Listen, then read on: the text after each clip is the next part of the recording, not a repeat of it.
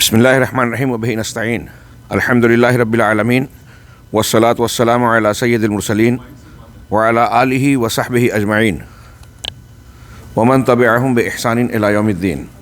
اعوذ باللہ من الشیطان الرجیم. بسم اللہ الرحمن الرحیم. قل ھذہ سبیلی ادعو الی اللہ علی بصیرۃ انا ومن اتبعنی وسبحان اللہ وما انا من المشرکین. محترم حاضرین، اخوان المسلمین پر ملاحظات کی بحث ہماری جاری ہے. اب تک ہم 12 ملاحظات سے گزرے ہیں اور کل ملاحظات کی تعداد 50 ہے. آج ہمارا آخری دن ہے، 3 نشستیں. ظاہر سی بات ہے کہ وقت کم ہے، مواد زیادہ. میں کوشش کروں گا کہ ضروری باتوں کو ملخص کیا جائے، اختصار سے گفتگو کر کے موضوع کا یعنی ظہور اور مقصود کی وضاحت بھی ہو جائے. اور آپ حضرات سے یہ امید کروں گا کہ اگر ہم کسی ملاحظے پر سرسری طور سے گزرتے ہیں لیکن آپ اپنے وقت فراغ میں سنجیدگی اور متانت کے ساتھ اسے تفصیلی طور پر غور کر کے مطالعہ کریں گے. میں نے تذکرہ نہیں کیا کہ آغاز کلام میں آپ کے ہاتھ میں جو کتاب کا اردو ایڈیشن ہے، ہمارے رفیق محترم دکتور اجمل صاحب حفظہ اللہ نے اس کا ترجمہ کیا. اگرچہ آپ تک آپ کے ہاتھوں میں پہنچانے کے لیے اس میں جلد بازی سے کام لیا گیا، اس وجہ سے اس میں کتابت وغیرہ کی کچھ غلطیاں ہیں، کچھ کمیاں ہیں. انشاءاللہ آئندہ ایڈیشن میں اسے درست کیا جائے گا. جمعیت اہل حدیث ممبئی عظمیٰ نے اسے چھاپا، وہ شکر اور سپاس کے لائق ہیں، اللہ انہیں جزائے خیر دے. کتاب کے آغاز میں ہمارے استاذ ایک داعی، عالم اسلام کے مشہور مبلغ داعی شیخ ظفر الحسن مدنی حفظہ اللہ کا مقدمہ ہے، قیمتی مقدمہ ہے. میں امید کروں گا کہ آپ انشاءاللہ اس کا بھی مطالعہ ضرور کریں گے. آئیے 13ویں ملاحظے کی طرف بڑھ رہے ہیں. میں نے وقت بچانے کے لیے کوشش کر رہا ہوں کہ اردو والا ایڈیشن ہی سامنے رکھا جائے. اخوانی سلفی اہل علم سے علم حاصل کرنے سے گریز کرتے ہیں. اخوانی لوگ، اخوان المسلمین کے ارکان سلفی اہل علم سے علم حاصل کرنے سے گریز کرتے ہیں، یہ کہہ کر کہ انہیں دعوت کا اہم کام کرنا ہے. مزید یہ کہہ کر کہ علماء تشویش پیدا کرتے ہیں اور افکار کا کباڑہ کر دیتے ہیں، یعنی افکار میں تشویش پیدا کر دیتے ہیں، ایک قسم کا خلجان پیدا کر دیتے ہیں.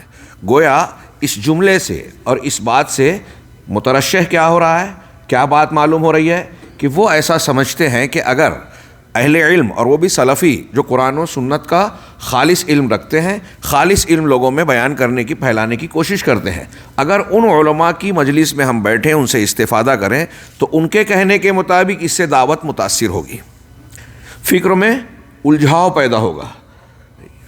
میرا ملاحظہ فرمائیں آپ نے کتنی فریب دینے والی، تلبیس والی بات ہے. ظاہر سی بات ہے، آپ آگے پڑھیں گے کہ اگر ایک آدمی قرآن و سنت کا صحیح علم حاصل ہی نہیں کرے گا تو دعوت و تبلیغ کس چیز کی کرے گا. آگے انہوں نے استدلال کیا، اللہ کے رسول صلی اللہ علیہ وسلم نے فرمایا کہ بلغوا عنی ولو آیا، میری جانب سے لوگوں تک پہنچاؤ چاہے وہ ایک آیت ہو.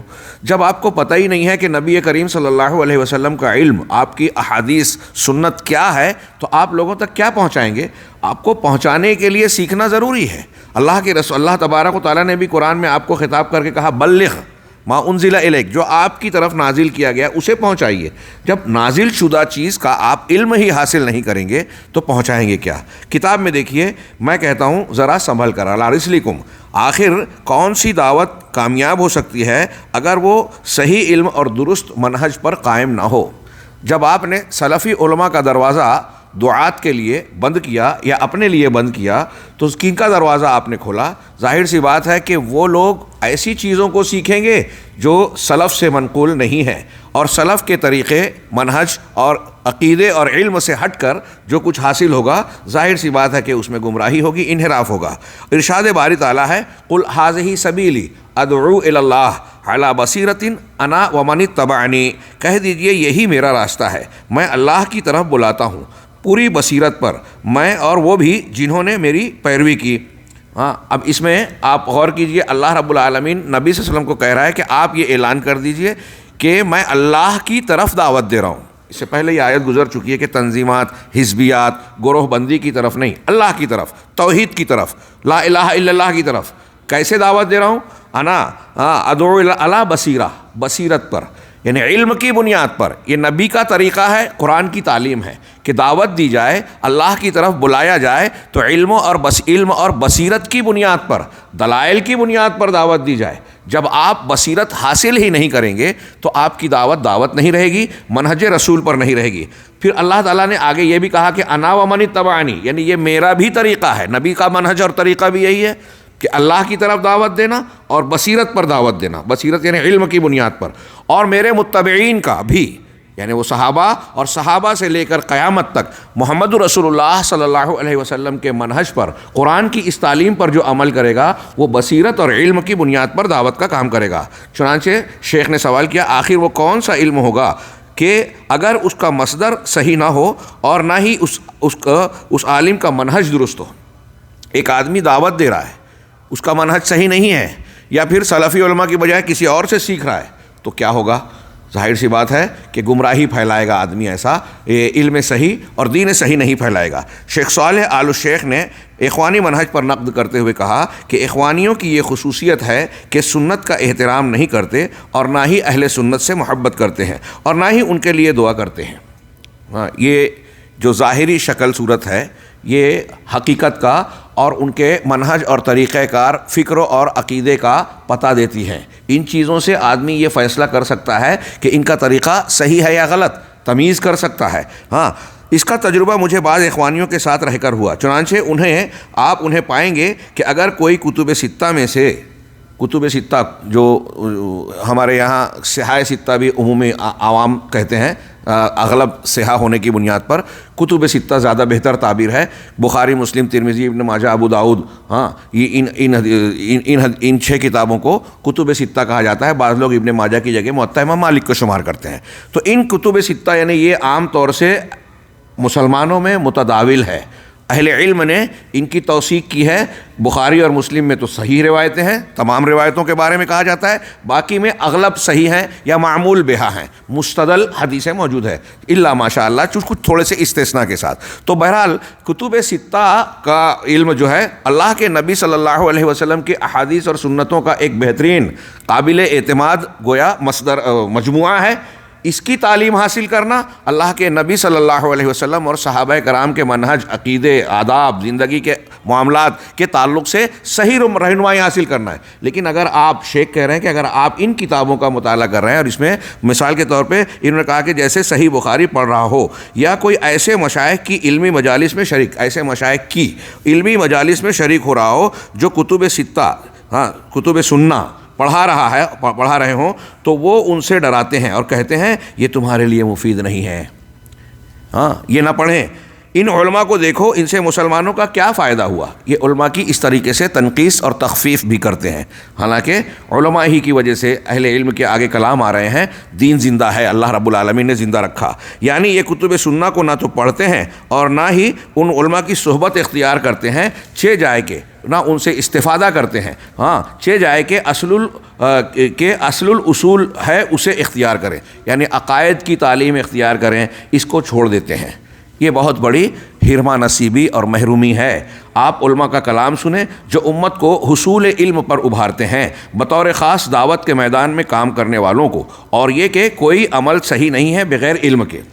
آپ کو یہ معلوم ہوگا یہ علماء کے کلام ہی سے نہیں، قرآن و سنت کی صاف نصوص سے پتہ چلتا ہے. اسی طرح کوئی دعوت درست نہیں ہو سکتی بغیر علم کے، اور صاف ستھرے علم کا حصول ممکن نہیں ہے جب تک اسے صحیح منہج والے اہل علم سے حاصل نہ کیا جائے. فَاسْأَلُوا أَهْلَ الذِّكْرِ إِن كُنتُمْ لَا تَعْلَمُونَ. کل یہ آیت ذکر ہوئی لیکن اس پر گفتگو نہیں ہو سکی. اختصار کے ساتھ میں عرض کروں، اللہ تعالیٰ حکم دے رہا ہے کہ اہل ذکر سے سوال کیجئے اگر آپ نہیں جانتے. علم نہیں ہے تو اہل ذکر کون ہے؟ اِنَّا نَحْنُ نَزَّلْنَا الذِّكْرَ. اللہ نے الذکر کو نازل کیا، قرآن اور قرآن کی تفسیر، حدیث جو بیان قرآن ہے. ثُمَّ إِنَّ عَلَيْنَا بَيَانَهُ، قرآن نے ہی کہا. تو قرآن اور بیان قرآن یہ جو ہے صحیح علم ہے، ذکر ہے، اسی کو الذکر کہا گیا. اب اللہ رب العالمین نے کہا کہ اہل ذکر یعنی قرآن و سنت کے جاننے والوں سے سوال کرو۔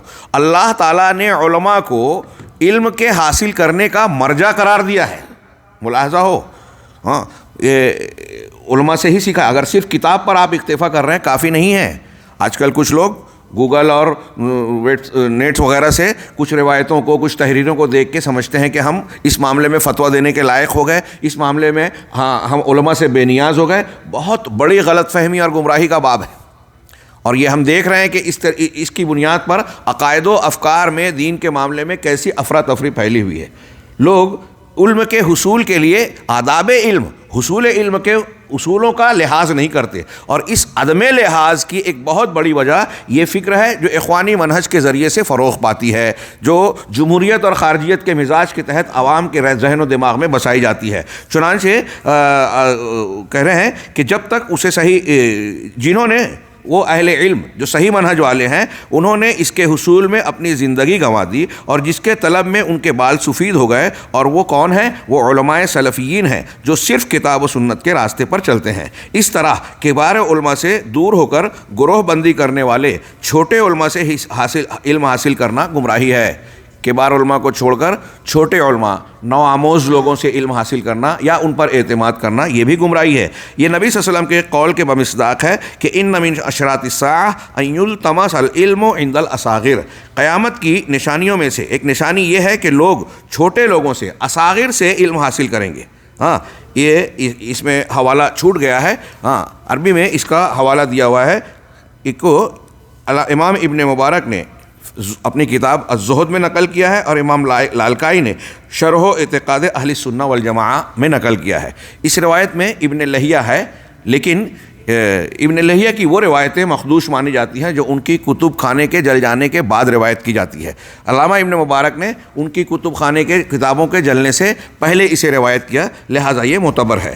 شیخ آگے کی روایت دیکھیے کہ حضرت عبداللہ ابن مسعود کہتے ہیں بعض اہل علم نے چھوٹوں کی تفسیر اہل بدعت سے کی ہے۔ یہاں حدیث میں جو کہا گیا کہ بڑوں کو چھوڑ کر چھوٹے علماء سے، اب چھوٹے علماء سے مراد یہاں کون لوگ ہیں؟ اگر قرآن و حدیث کا علم رکھنے والا کوئی چھوٹا بھی ہے تو اس کا یہ مطلب نہیں ہوا کہ اس کو بالکل ترک کر دیا جائے، وہ استفادہ کیا جا سکتا ہے اس سے، لیکن جو ہے اس کو مقام اور مرتبہ دیا جائے گا، اور کبار علماء اس کو ان کا مقام دیا جائے گا۔ لیکن یہاں اس روایت میں جو اصاغر کا لفظ آیا تو بعض علماء کہتے ہیں کہ یہاں اصاغر سے مراد یہ نہیں ہے کہ چھوٹے علماء مطلب درجے کے اعتبار سے، بلکہ اس سے مراد اہل بدعت ہیں۔ چنانچہ حضرت عبداللہ ابن مسعود کا قول نقل ہے کہ انکم لن تزالوا بخیر ما دام العلم فی کبارکم فاذا کان العلم فی صغارکم صفح الصغیر الکبیرہ، تم برابر خیر میں رہو گے جب تک علم تمہارے بڑوں میں رہے گا، لیکن جب علم تمہارے چھوٹوں میں آ جائے گا اس وقت چھوٹے بڑوں کو بے وقوف سمجھیں گے۔ ظاہر سی بات ہے کہ جو صحیح علم والا، جو ہم چھوٹا بڑا سمجھ رہے ہیں لفظ کے اعتبار سے، صحیح علم والا چھوٹا بھی ہوگا تو بڑے کا احترام کرے گا، وہ بیوقوف نہیں سمجھے گا بلکہ اس کو زیادہ سمجھ میں آئے گا کہ یہ بڑا عالم ہے۔ تو جو بڑے کو بیوقوف سمجھتا ہے وہ کون ہے؟ وہ آدھے ادھورے علم والا ہے، وہ منہج سے ہٹا ہوا ہے، وہ بدعتی ہے۔ آج ہمارے یہاں گلیمر کی دنیا میں بردرز وغیرہ کے صف میں ہم دیکھتے ہیں کہ وہ اور ان کے معاونین اور بعض ایسے جو نام آ رہے ہیں وہ اہل علم کی تنقیص اور تخفیف کرتے ہوئے علماء کے مقام کا انکار کرتے ہیں، لوگوں کو ان سے متنفر کرتے ہیں، ان سے جو ہے دور کرنے کی کوشش کرتے ہیں۔ یہ ٹھیک اخوانی منہج ہے، بلکہ اخوانیت کے ساتھ ساتھ میں ایسا مانتا ہوں، بلکہ آپ غور کریں کہ تمام اہل بدعت کا یہ منہج ہے کہ وہ حقیقی اور صحیح علم رکھنے والوں سے لوگوں کو دور کرنا چاہتے ہیں، کیونکہ وہ یہ جانتے ہیں کہ جب صحیح علم لوگوں تک پہنچے گا تو ان کی بدعت و خرافات کا رواج تھم جائے گا اور ان کی دکان بند ہو جائے گی۔ ہاں آگے علامہ ابن جوزی رحمہ اللہ نے طالب علم کو نصیحت کرتے ہوئے کہا اپنی قیمتی اوقات کا استغلال یعنی فائدہ اٹھاتے ہوئے کبار علماء کے پاس حصول علم کے لیے کوشش کرو۔ امام حنیفہ رحمہ اللہ نے کہا کہ بڑوں کی مجلس میں بیٹھو، علماء کی صحبت اختیار کرو، حکماء کے پاس رہو۔ سیدنا ابو الدرداء صحابی رسول ہیں رضی اللہ عنہ، انہوں فرماتے ہیں من فقہ الرجل ممشاہ و مدخلہ و مخرجہ من مع اہل العلم، آدمی کی فہم و فراست میں یہ شامل ہے کہ اس کا چلنا، اس کا جانا اٹھنا بیٹھنا آنا جانا اہل علم کی مجلس میں ہو، ان کے ساتھ ہو۔ ہاں حضرت ابو درداء ہی کہتے ہیں، ترجمہ دیکھیے کہ کیا ہو گیا ہے کہ تمہارے علماء جا رہے ہیں مگر تمہارے نادان علم نہیں سیکھتے، علم سیکھو، قبل اس کے کہ اسے اٹھا لیا جائے، کیونکہ علم کا اٹھ جانا علماء کا جانا ہے۔ جیسے جیسے علماء کم ہوں گے علم کم ہوگا۔ یہ بخاری مسلم میں نبی کریم صلی اللہ علیہ وسلم سے مروی روایات میں موجود ہے۔ امام وقی رحمہ اللہ نے فرمایا کہ علم دین حاصل کرنے کے لیے ضروری ہے کہ ایک استاذ ہو۔ سمجھنے کی بات ہے، استاذ سے علم حاصل کرنا چاہیے۔ صرف کتاب، صرف گوگل یا نیٹ وغیرہ سے پر اکتفا کرنا یہ عالم ہونے کے لیے کافی نہیں ہے۔ اس سے پڑھی ہوئی معلومات پر اعتماد کرنا یہ کبھی کبھی خطرناک ہو سکتا ہے اور ہو رہا ہے۔ جس سے ایک استاذ ہو، جس سے پڑھے، مشکل عبارتوں کی تفسیر کے لیے اس سے رجوع کرے، اجتہاد کے طریقوں کو اس سے سیکھے، تاکہ صحت و فساد کے درمیان فرق کر سکے، کیا صحیح ہے کیا غلط ہے، ہاں اس عبارت کا اصل مفہوم کیا ہے۔ اگر استاذ کے بغیر آدمی پڑھتا ہے تو اس سے محروم ہو سکتا ہے اور معنی غلط سمجھ سکتا ہے، اور جو صحیح چیز ہے اس کو غلط اور غلط کو صحیح سمجھ سکتا ہے۔ یہ بہت ہی خطرناک بات ہوگی۔ امام ابو حنیفہ رحمہ اللہ نے کہا گیا کہ مسجد میں ایک حلقہ ہے جہاں لوگ فقہ سیکھ رہے ہیں۔ پوچھا ان کا وہاں کوئی استاذ ہے؟ عرض کیا نہیں۔ کہا یہ لوگ کبھی عالم نہیں بن سکتے۔ امام حنیفہ رحمہ اللہ کا یہ قول اس زمانے کا ہے، الفقہ والمتفقہ، اس کتاب کے حوالے سے انہوں نے نقل کیا۔ ابو نعیم نے کہا کہ میں ظفر کے پاس سے گزرتا اس حال میں، اس قول کو چھوڑ کے ہم آگے بڑھتے ہیں، کچھ اشعار نقل کیے گئے ہیں۔ آگے صفحہ نمبر 129 پر دیکھیے، یہ آپ مطالعہ کر لیجئے گا، علم کی فضیلت میں اور میں بیان کردہ یہ اقوال اور اشعار ہیں۔ شیخ عبداللطیف ابن عبدالرحمن رحمہ اللہ نے کہا کہ جو دعوت کے میدان میں جانا چاہے اسے چاہیے کہ وہ پہلے علم سیکھے اور علماء کی صحبت اختیار کرے، تاکہ حجت و دلیل کے ساتھ دعوت کا کام کرے۔ یہ ملاحظات میں اس بات کو آپ سرسری طور سے نہ دیکھیں، ہو سکتا ہے کہ اس میں آپ کو تھوڑا خشکی محسوس ہو رہی ہو، لیکن یہ بہت اہمیت کا حامل معاملہ ہے۔ آج دعوت کے میدان میں ایسے لوگوں کی کثرت اور بھیڑ ہوتی جا رہی ہے جو حقیقی معنی میں علماء نہیں ہیں۔ اگر عالم نہیں ہے، یہاں یہ استدلال کرتے ہیں کہ اللہ کے رسول صلی اللہ علیہ وسلم نے کہا نا کہ بلغوا انی ولو آیا، اور کہا اللہ تعالیٰ نے کہا کنتم خیر امۃ اخرجت، تو ہر شخص داعی ہو سکتا ہے۔ بالکل صحیح بات ہے۔ اللہ کے رسول صلی اللہ علیہ وسلم کا جو فرمان ہے کہ اگر ایک آیت بھی ہو تو لوگوں تک پہنچاؤ۔ اگر آپ کو ایک آیت کا علم ہے تو ہم کہتے ہیں کہ وہ ایک آیت ہی پہنچائیں۔ آپ جس میدان کے ہیں اس میدان کی بات کریں۔ اگر آپ ڈاکٹر ہیں، آپ وکیل ہیں، آپ کسی اور میدان کے ہیں اور دین کی تعلیم آپ نے مطالعے سے یا کسی ذریعے سے حاصل کی ہے کچھ حلقوں میں رہ کر، تو جتنی آپ کو ثقہ معلومات ہے متفق علیہ اور بغیر غبار کی، آپ اسے لوگوں تک پیش کریں۔ لیکن اس سلسلے میں آپ کو علماء کی سرپرستی اختیار کرنی چاہیے، اور اگر آپ کی باتوں میں کوئی ملاحظہ اہل علم کی جانب سے پیش کیا جائے تو فوراً آپ کو اس پر نگاہ نظر ثانی اور مراجعہ کر کے تحقیق کرنی چاہیے کہ وہ کہاں تک درست ہے۔ اس لیے علماء نے کہا کہ اگر کوئی شخص دعوت و تبلیغ کا کام جو اس کے علم اور معلومات کے اعتبار سے کر بھی رہا ہے تو پہلے تو اپنے میدان کا لحاظ رکھے، دوسرے سب سے اہم بات یہ ہے کہ علماء کی سرپرستی لازم رکھے۔ یہ آج کے ماحول میں جو جمہوریت والا مزاج لوگوں کا بنا ہوا ہے، یہاں تک کہ بہت سارے اہل الحدیث کا بھی، وہ اس کو قبول کرنے کے لیے تیار نہیں ہے۔ ایک قسم کی، میں نے اپنے بعض خطابات میں شبہات کے فتنے میں ایک جملہ کہا، کچھ لوگوں نے اس پر استفسار کیا، میں نے اس کی وضاحت بھی کی کہ آج کا جو جمہوری ماحول ہے اور جو میڈیا اور اظہار رائے کو خوب اچھالا گیا، اس کا یہ نتیجہ ہم دیکھتے ہیں کہ گھر گھر میں خارجیت کا ایک جراثیم موجود ہے، گھر گھر میں۔ یہ اخوانی اور یہ لوگ تو خیر اس کے علم بردار ہیں ہی عقیدے تک معاملے میں، تکفیری وغیرہ معاملے میں۔ ہمارے یہاں جو اس کے مخالف ہیں سلفی حضرات اہل الحدیث، ان کے یہاں بھی کچھ نہ کچھ گرد و غبار ماحول کے یہ اثرات نظر آتے ہیں۔ آپ دیکھیں گے کہ یہاں بھی کچھ نہ کچھ کبھی کبھی حکومت کے خلاف تبصرے کرنا، خفیہ مجلسوں کا اہتمام کرنا، یہ بعض ایسے لوگ جو سادہ ہیں لوگوں کے دیکھا دیکھی ان علوم کے نہ ہونے کی وجہ سے اختیار کر بیٹھتے ہیں، اور اہل علم سے ان کا تعلق کم سے کم تر ہو رہا ہے۔ آج ہمارے یہاں ماشاءاللہ آپ کے یہاں اہتمام ہے یہ جالیات اور سینٹرز جو ہیں، دعویٰ سینٹرز، اور انہوں نے جس طریقے سے مطلب میں جو دیکھ رہا ہوں، جتنا دیکھا، اللہ رب العالمین اسے قائم و دائم رکھے، برقرار رکھے، اور آپ حضرات کا بھی شوق رکھے۔ علماء اور عوام کا یہ تعلق بہت ہی بڑی نعمت ہے، اور میں اکثر یہ بات کہتا رہا ہوں اپنے ملک میں کہ جو لوگ مختلف قسم کے انحرافات کا شکار ہو کر گرفتار ہوئے، گزشتہ کچھ سالوں میں یہ بات تھی کہ کم سے کم 50 جو سروے کیا گیا تھا، 52,000 کے قریب نوجوان جیلوں میں بند تھے مسلم۔ یہ اس قسم کی تنظیمات سے تعلق رکھنے کی بنیاد پر، اور ان میں سے ایک بڑی تعداد ایسی تھی جو حقیقت میں ان چیزوں میں ملوث نہیں تھی، لیکن بس بات چیت کی، ان کو پھنسایا گیا۔ ہاں، میں نے ایک بات بہت وثوق کے ساتھ بار بار کہی اور آج بھی کہہ رہا ہوں کہ آپ ان کو دیکھیں گے، جائزہ لیں گے، تو سب سے بڑی کمی ان کی جو نظر آئے گی وہ اپنے بڑوں سے اور خاص طور سے علماء کرام سے ان کا رابطہ نہیں تھا۔ انہوں نے خفیہ چیزوں کو اختیار کیا، کوئی 5-7 لوگ اکٹھا ہوئے، اندر بیٹھ کر بات کیے اور کسی چیز کو جو ہے سمجھ میں آئی اور اختیار کر لیا۔ علماء اہل علم حالات پر نظر رکھنے والے، حقیقت میں علماء کے بارے میں یہ الزام لگاتے ہیں کہ فقہ الواقع نہیں جانتے۔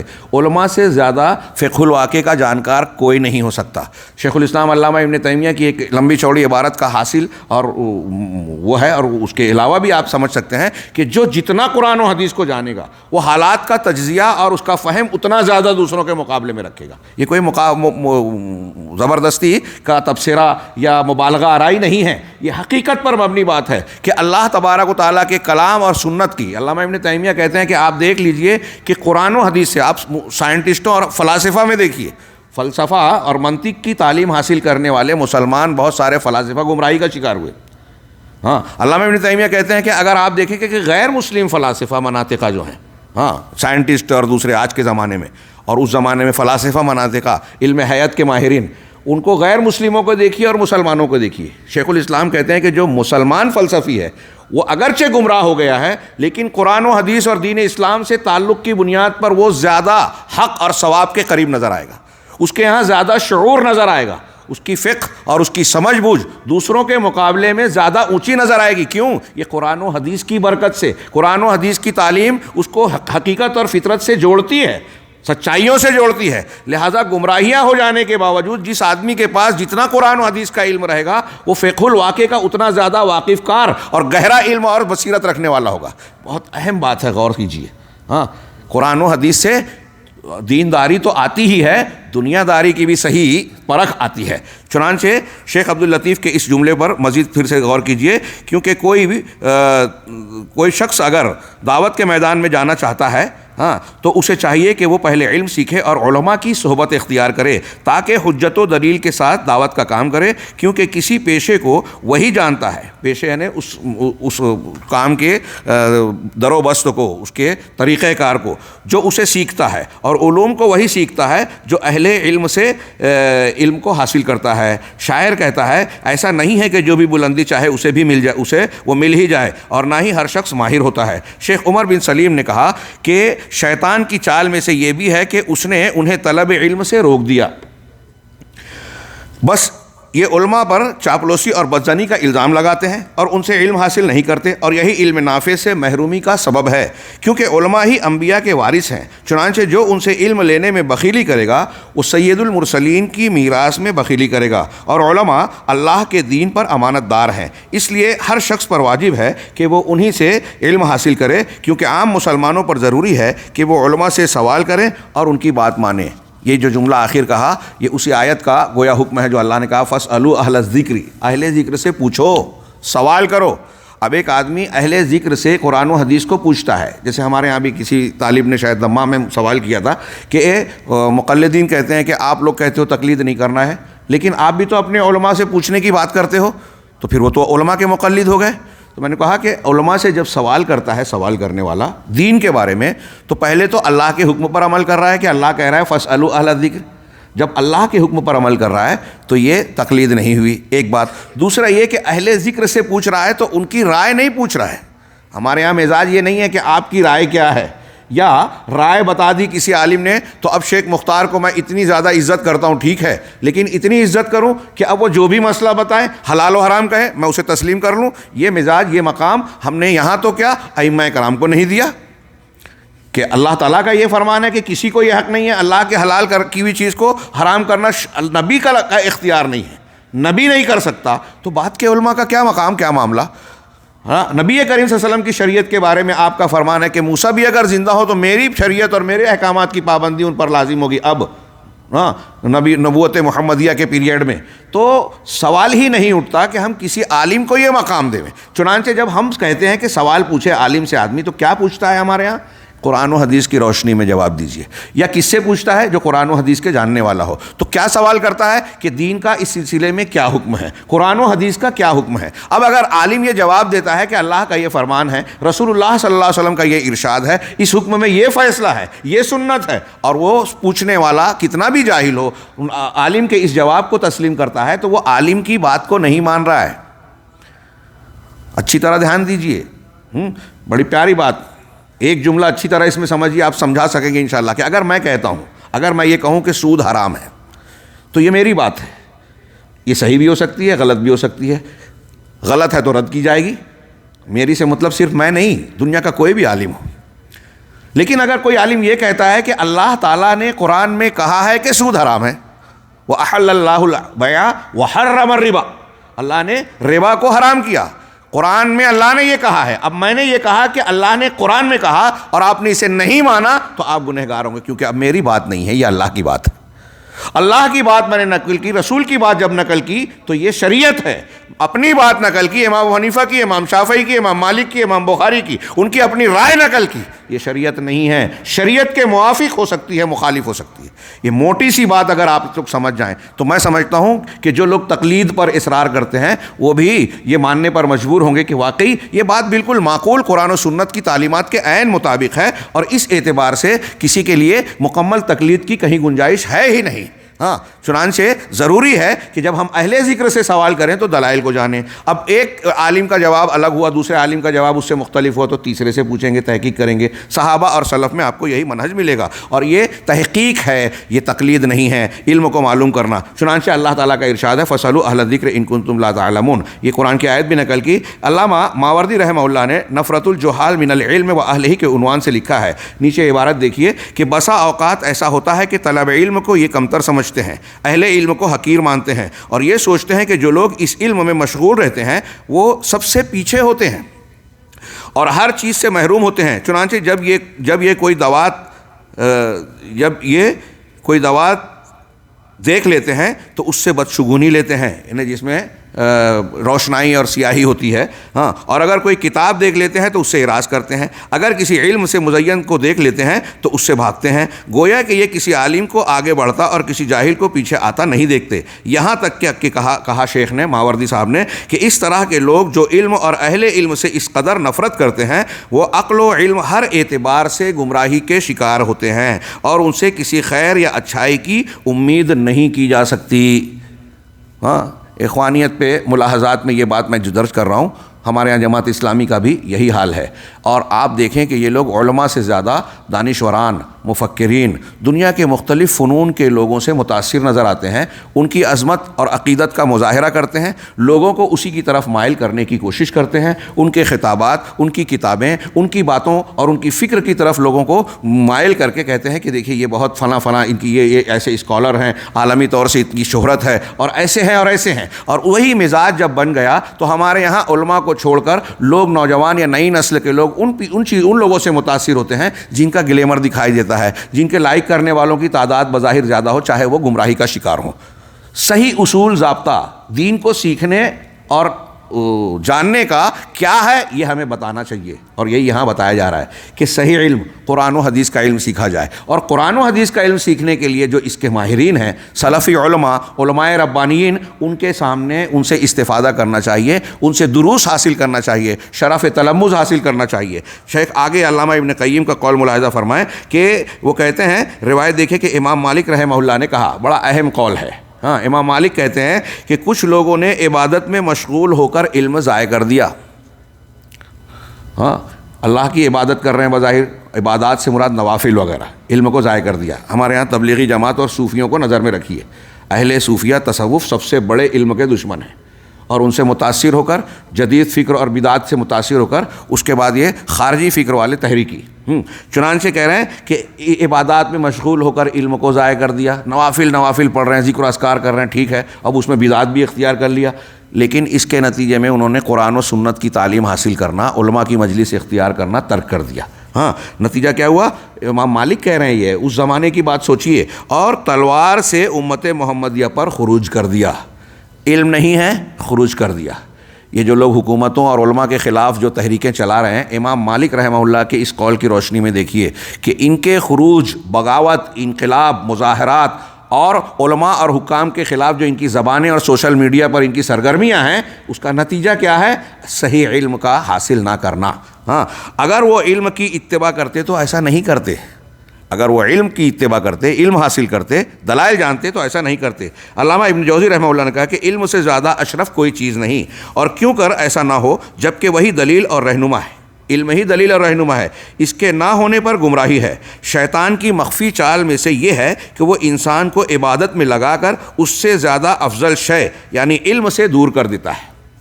یہ شیطان کی چال ہے کہ آپ کو نوافل میں لگا کر علم کے حصول سے دور کر دے، اور اہل علم یہ کہتے ہیں کہ نوافل کے مقابلے میں حصول علم دین یہ زیادہ فضیلت والی چیز ہے۔ یہاں تک کہ کچھ لوگوں نے اپنی کتابوں کو دفن کر دیا اور انہیں دریا برد کر دیا۔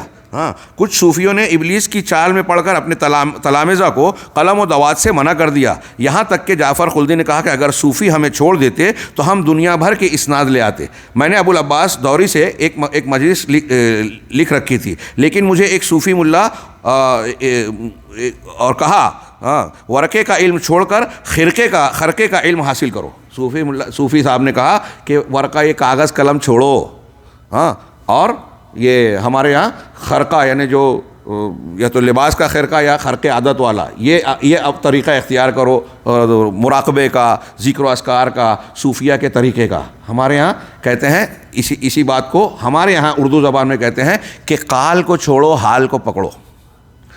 قال اللہ قال الرسول، اللہ نے کہا، رسول نے کہا، ارے یہ سب چھوڑو، قال اللہ قال الرسول۔ حال، ذکر و اذکار کرو، مراقبہ کرو، اس میں تم کو روشنی نظر آئے گی، اس میں تمہیں یہ نظر آئے گا۔ تو قال چھوڑو، یہ علم کی بات قال ہے، اور یہ حال ہے، پریکٹیکل ہے۔ اسی بات کو انہوں نے ان الفاظ میں انجام دیا۔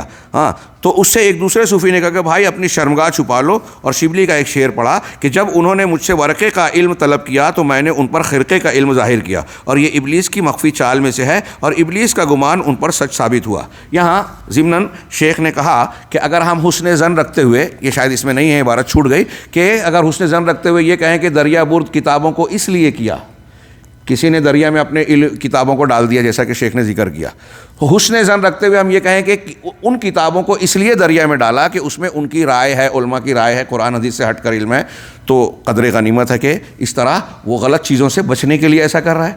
اور سلف کا ایک طریقہ ہے کہ غلط کتابوں سے لوگوں کو بچایا جائے۔ ہاں، لیکن اگر اس میں قرآن و سنت ہے، علم کی باتیں ہیں، اور ایسی کتابوں کو ضائع کیا جائے، جلایا ڈبویا جائے، تو یہ تضییع مال ہے، مال کو ضائع کرنا ہے، نعمت کی ناقدری ہے، اور وہ جو ہے اللہ تبارک و تعالیٰ کی نعمت کو برباد کرنا ہے۔ ابن جوزی نے ایک دوسری جگہ فرمایا کہ پاک ہے وہ ذات جس نے مخلوق پر ان فقہا اور علماء کے ذریعے احسان کیا۔ میں ان اقوال کو قدر تفصیل سے پڑھ رہا ہوں علم کی ترغیب دلانے کے لیے، ہاں، ورنہ ان کو صرف میں تذکرہ کر کے 2 جملے میں آگے بڑھ سکتا تھا کہ آپ مطالعہ کر لیں۔ ہم اس کا اعادہ کر رہے ہیں، میں اپنے لیے بھی اس کو تازہ کر رہا ہوں۔ چنانچہ ابن جوزی نے کہا پاک ہے وہ ذات جس نے مخلوق پر ان فقہا اور علماء کے ذریعے احسان کیا۔ یہ دیکھیں عبد الرحمن ابن جوزی کر رہے ہیں، علماء کو نعمت سمجھیں، فقہا اور دین کی سمجھ رکھنے والے سب سے بڑی نعمت ہے ہمارے سماج میں۔ بعض علماء نے لکھا، میں نے کئی دروس میں ذکر کیا کہ جس طرح کسی بستی میں آپ بستے ہیں وہاں طبیب اور ڈاکٹر کی ضرورت ہوتی ہے، اگر وہاں نہ ہو تو بہت بڑا مسئلہ مانا جاتا ہے۔ اس سے بڑھ کر یہ مسئلہ ہے کہ آپ کسی ایسی بستی میں سکونت اختیار کریں جہاں صحیح علم رکھنے والا عالم نہ ہو۔ اگر ایسی بستی میں نہیں ہے تو بعض علماء کا کہنا ہے کہ آپ پر لازم ہے کہ ایسی بستی سے آپ ہجرت کر جائیں، وہ بستی میں نہ رہیں جہاں عالم دین آپ کی رہنمائی کرنے کے لیے موجود نہ ہو، کیونکہ یہ روحانی بیماریوں کا علاج کرنے والے ڈاکٹر ہے، صحیح رہنمائی کرنے والا۔ اگر آپ ایسے علماء سے، میں آج کتنی بستیاں ایسی ہیں، علماء سے، اگر علماء ربانیین سے کوئی بستی خالی ہے تو بعض اہل علم کہتے ہیں کہ وہاں رہنا جائز نہیں ہے، رہنا ہی نہیں چاہیے۔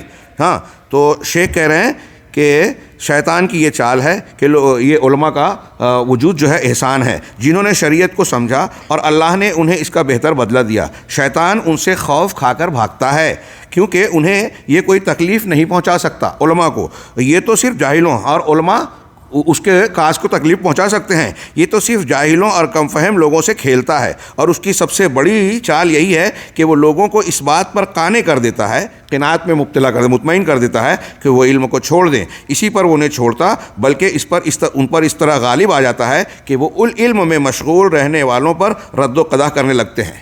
جو لوگ علمی کام کرتے ہیں تو یہ جاہل لوگ ان پر اعتراض کرتے ہیں، تنقیدوں کے تیر برساتے ہیں۔ جبکہ اللہ کے رسول صلی اللہ علیہ وسلم فرمایا کہ بلغوا انی ولو آیا، میری بات پہنچاؤ اگرچہ ایک ہی آیت کیوں نہ ہو۔ اور جبکہ آپ کے رب نے آپ سے فرمایا بلغ، تبلیغ کرو، چنانچہ اگر وہ علم حاصل نہیں کرے گا تو شریعت کو لوگوں تک پہنچائے گا کیسے؟ زاہد کبیر بشیر الحافی سے مروی ہے کہ انہوں نے عبدالعظیم سے کہا اصحاب الحدیث کی مجلس میں نہ جاؤ، اور اسحاق بن زیف سے کہا تم صاحب حدیث ہو اس لیے تم میرے پاس دوبارہ مت آنا۔ یہ ان کی علم دشمنی کا ملاحظہ کو کریں۔ اسی طرح یہ شافعی، یہ امام شافعی سے ہٹ کے کوئی دوسرے شافعی لگتے ہیں کہ جس نے کتابوں کے اندر سے فقہ حاصل کی اس نے احکام کو ضائع کر دیا۔ بعض سلف کہتے ہیں کتاب پڑھ کر شیخ بن جانا سب سے بڑی مصیبت ہے۔ ان تمام اقوال سے علم کی اہمیت کا پتہ چلتا ہے، اور یہ کہ اسے صحیح العقیدہ علماء کبار سے حاصل کرنا چاہیے، اور دعوت کا بہانہ بنا کر علم سے دور رہنا یہ شیطان کی وہ چال ہے جس میں وہ بہت سارے لوگوں کو پھنساتا ہے، اور عبادت میں مشغول ہو کر علم کو چھوڑ دینا غالی صوفیوں کا شیوا ہے، کیونکہ یہ کسی کے لیے جائز نہیں ہے کہ علماء کرام سے علم حاصل کیے بغیر دعوت و ارشاد کا کام کرے۔ اخوانی جماعت میں غور و فکر کرنے والا یہ دیکھے گا، ان کے معاملے میں اور منہج میں جو غور کرے گا وہ جانے گا کہ یہ بھی علم سے عجیب نفرت کرتے ہیں اور علماء کی مجلس سے بھاگتے ہیں۔ اگر کسی کی مجلس میں بیٹھتے بھی ہیں تو وہ انہی کی طرح حزبی ہوتا ہے۔ ایسا شخص جو حزبی مزاج کا ہے، بظاہر و عالم ہو، جسے حزبیت نے اندھا کر رکھا ہو، اور اخوانی جماعت کے اندر شرک و بدعت اور جن شرعی مخالفات کی بھرمار ہے، وہ سب اسی جہالت کی بنیاد پر ہے۔ جیسا کہ امام مالک رحمہ اللہ نے کہا کہ اگر وہ علم کی اتباع کرتے تو ایسا نہ کرتے۔ اللہ سے دعا ہے کہ وہ ہمیں علم نافع، عمل صالح اور قول و علم میں اخلاص عطا فرمائے۔ یہاں انہوں نے یہ ختم کیا، انہوں نے آخر میں دعا کی۔ یہ دعا نبی صلی اللہ علیہ وسلم کیا کرتے تھے، اللہ نے نبی کو سکھایا سورہ طٰہٰ میں، وَقُلْ رَبِّ زِدْنِی عِلْمًا۔ سید المرسلین جن کو علم اولین و آخرین دیا گیا، ان کو یہ دعا سکھائی کہ آپ یہ دعا کرتے رہیں کہ پروردگار میرے علم میں اضافہ فرما، زیادتی کر۔ سوچئے یہ صوفیہ اور یہ بدعتی، یہ لوگ کیا کہہ رہے ہیں؟ علم حاصل نہ کرو۔ یہ آگے اس میں جو امام شافعی کے اقوال اور اشعار گزرے ہیں جو ہم نے چھوڑ دیے، اس میں کہا کہ عالم آدمی کو یہ بیوقوف اور جاہل، عالم کو، فقہا کو بیوقوف اور جاہل اپنی طرح سمجھتا ہے، جس طرح عالم جاہل کو سمجھتا ہے ویسے یہ اسے سمجھتا ہے، اور یہ علم کی تحقیر کرتے ہیں اور علماء کی تحقیر کرتے ہیں۔ اللہ تعالیٰ نے نبی کو سکھایا، نبی صلی اللہ علیہ وسلم کی دعاؤں میں، کئی دعاؤں میں ملے گا اللہم انی اسألک علما نافعا، بلکہ وہ دعا جو آپ بہت مانگا کرتے ہیں اللہم انی اسألک الہدی والتقی والعفاف والغنی۔ عبد الرحمن بن ناصر السعدی کہتے ہیں کہ یہ جو ہدایت مانگی جا رہی ہے اصل میں یہ علم ہے۔ تو تقی شریعت پر عمل ہے، تو ہدا کیا ہے؟ شریعت کی صحیح سمجھ ہے، ہدایت تو شریعت کی صحیح سمجھ صحیح علم ہے۔ اللہ تعالیٰ نے، اللہ کے رسول نے کہا من یرد اللہ بہ خیرا یفقہہ فی الدین، اللہ جس کے ساتھ خیر چاہتا ہے اسے دین کی سمجھ عطا کرتا ہے۔ علماء کی کتنی زبردست فضیلت ہے یہ۔ اللہ نے کہا انما یخشی اللہ من عبادہ العلماء، جو جتنا عالم ہوگا اللہ سے اتنا ڈرنے والا ہوگا۔ یہ علماء کی فضیلت کے لیے انتہائی بڑی باتیں ہیں، کوئی معمولی بات نہیں ہے۔ قرآن و حدیث علم اور علماء کی مقام کو بڑھا کر پیش کر رہے ہیں۔ یہ صوفیہ، بدعتی اور یہ حزبیت پسند لوگ علماء کی شان کو گھٹاتے ہیں، علم کی شان کو گھٹاتے ہیں، اور عوام کو جہالت کی طرف دھکیلتے ہیں۔ تقلید بھی جہالت ہے، بزرگوں کی اندھی تقلید یہ جہالت ہی ہے، اور اللہ کے رسول نے فرمایا کہ میں اپنی امت پر گمراہ کرنے والے ائمہ کا سب سے زیادہ خوف رکھتا ہوں۔ اب ایسے مناہج کے بانی جن کو کل آپ نے سنا کہ جو نئے منہج کی بنیاد ڈال رہے ہیں، تاسیس کر رہے ہیں، اور ایک تنظیم، ایک تحریک اور اہل سنت والجماعت سے ہٹ کر ایک باقاعدہ فکر اور منہج کو فروغ دے رہے ہیں، ان کے پیچھے چلنا، ان سے متاثر ہونا میرے بھائیوں بہت بڑی گمراہی ہے۔ اور یہ علم سے دوری کا صحیح دلائل سے ناواقفیت اور ناشنائی کا نتیجہ ہے۔ 14واں ملاحظہ، انتہائی اختصار کے ساتھ، کہ 14واں ملاحظہ یہ ہے کہ یہ لوگ اخوانی حضرات جو ہیں یہ ایسی کیسٹوں کو جس وقت کتاب لکھی گئی ہوگی اس وقت یہ اشرطہ کہا، آج ڈی وی ڈی اور کیا کیا چیزیں نکل گئی ہیں، ہاں موبائل پر اور دوسری چیزوں پر، یہ ایسی کیسٹوں کو تقسیم کرتے ہیں. ہم کہہ لیں کہ تقریروں کو، تحریروں کو جن سے حکومت نے منع کر دیا ہے. ہم جس حکومت میں رہ رہے ہیں اس نے منع کیا ہے کہ یہ تقریریں نشر نہ کی جائے، یہ نشر کرتے ہیں چوری چھپے، ہاں، اور انہیں خوب سنتے ہیں، جبکہ ان میں حکمرانوں کے عیوب کا اظہار ہوتا ہے، ان کی برائی ہوتی ہے، جس سے آپس میں اور رعایا اور حکومت کے درمیان بغض و حسد کا سامان پیدا ہوتا ہے. اور یہی حکمرانوں کی صریح نافرمانی ہے، یہ خارجیت ہے، ہاں، لوگوں کو بھڑکانا، ہاں، جو حضرت عثمان غنی کے خلاف عبداللہ بن سبا اور سوائد ٹولے نے پہلے کیا اور بعد میں شہادت حسین تک کا واقعہ پیش آیا اور پھر فتنوں کا دروازہ آگے کھلتا چلا گیا. جبکہ اللہ تعالیٰ فرماتا ہے یا ایھا الذین آمنوا اطیعوا اللہ واطیعوا الرسول واولی الامر منکم، اے ایمان والو اللہ کی اطاعت کرو اور رسول کی اطاعت کرو، اور تم میں جو اولو الامر ہیں، حکام اور علماء ہیں، دونوں تفسیر کی گئی، ان کی اطاعت کرو. قرآن و حدیث یا اللہ اور رسول کی اطاعت کے مطابقت میں معروف کی قید کے ساتھ عمرہ کی سمع و اطاعت کرنی ہے. یہ ہم نے پہلے پڑھ لیا ہے اور یہ بات بالکل واضح ہے. میں نے جیسا کہ ابھی اشارہ کیا تھا کہ ہمارے یہاں بعض سلفی حضرات کے یہاں بھی یہ مزاج پایا جاتا ہے کہ وہ خفیہ میٹنگیں کر کے کچھ اس طرح کی باتیں اور تبصرے کرتے ہیں جو حکومت کے خلاف ہوتا ہے. میرے بھائیوں، میں نے عرض کیا کہ ہمارے یہاں ایک ماحول کریٹ کیجئے کہ سیاسی اور حکومتی سطح پر ہم کو بات کرنی ہی نہیں ہے، الا یہ کہ جہاں ضرورت ہو، ہاں، اور اسلامی تعلیمات کے دائرے میں رہ کے. ہمارا وہ میدان نہیں ہے، ہماری وہ ذمہ داری نہیں ہے، ہمارا وہ کام ہی نہیں ہے. لہذا اہل ارباب حکومت کو ان کا کام کرنے دیا جائے اور ہمیں اپنا کام کرنا چاہیے. اگر وہاں کوئی خامی غلطی نظر آ رہی ہے تو اس کی اصلاح کا طریقہ شریعت نے بتایا. شیخ ابن باز کی تحریر کل ہم نے پڑھی کہ ان کو سمجھایا جائے، تنہائی میں بتایا جائے، لکھ کر پہنچایا جائے. آپ نے ان تک پہنچا دی بات، اپنی کوشش کر لی، تو اس کے بعد وہ مانے نہ مانے آپ نے اپنی ذمہ داری پوری کر دی. اس کے بعد لوگوں میں تبصرہ کرنا، ممبر پر بیان کرنا، سوشل میڈیا پر اس کو جو پھیلانا، یہ قطعی طور سے اسلام کی تعلیم کے خلاف ہے. 15واں ملاحظہ، حضر میں بھی اخوانیوں کے یہاں عمارت ہوتی ہے اور بہت ہی دقیق تنظیم ہوتی ہے. چنانچہ یہ اپنے ممبروں کو فیملی میں بانٹ دیتے ہیں اور ہر فیملی یعنی یونٹ کہہ لیجئے، ہاں، ہر فیملی کا ایک صدر یا امیر ہوتا ہے. کوئی امیر کی اجازت کے بغیر سفر نہیں کر سکتا. اگر بلا اجازت سفر کر لیا تو اسے سزا یا لعن طعن مل سکتی ہے. اس طرح کی حرکت یہ ایک ایسے ملک میں کرتے ہیں جہاں اللہ کی شریعت اور اس کی حدود نفاذ ہوتا ہے، یا مملکہ اور دوسرے مقامات پر. یہاں کتاب کی تحریر سے ہٹ کر میں اپنے الفاظ میں یہ پورا خلاصہ بیان کروں کہ یہ لوگ جو ہیں حکومتوں کے ہوتے ہوئے، ارباب یعنی مسلمانوں کا والی ہوتے ہوئے بھی اندرونی حکومت کے اندر حکومت، ان کے یہاں ایک تعبیر ہے کہ ایک بیعت قائم کرتے ہیں، ایک یونٹ بناتے ہیں اور پھر تنظیمی ڈھانچہ تیار کرتے ہیں. یہ امیر ہے، یہ صدر ہے، اور امیر بنا سکتے ہیں. اور اگر آپ تنقید کریں گے تو یہ جواب دیں گے جو آپ کی کتاب میں بھی ہے کہ دیکھیے اللہ کے رسول صلی اللہ علیہ وسلم نے تو سفر میں بھی امیر بنانے کی تلقین کی ہے. حدیث میں ہے کہ اگر تم سفر میں ہو اور 3 لوگ ہوں تو ایک کو امیر بنا لو.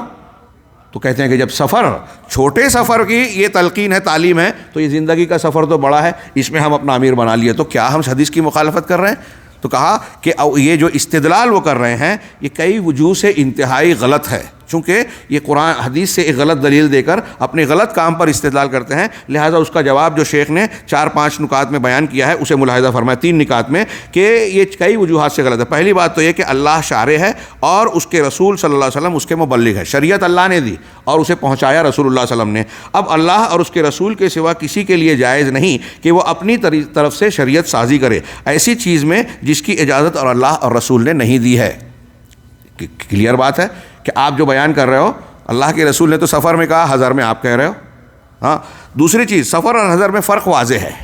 سفر اور حضر، آپ سفر میں ہیں اور اپنے گھر پر ہیں، اس کو حضر کہتے ہیں. اس کا فرق واضح ہے جسے ہر کوئی جانتا ہے. چنانچہ جو حضر میں ہوتے ہیں وہ امیر عام یعنی حاکم سے جڑے ہوتے ہیں.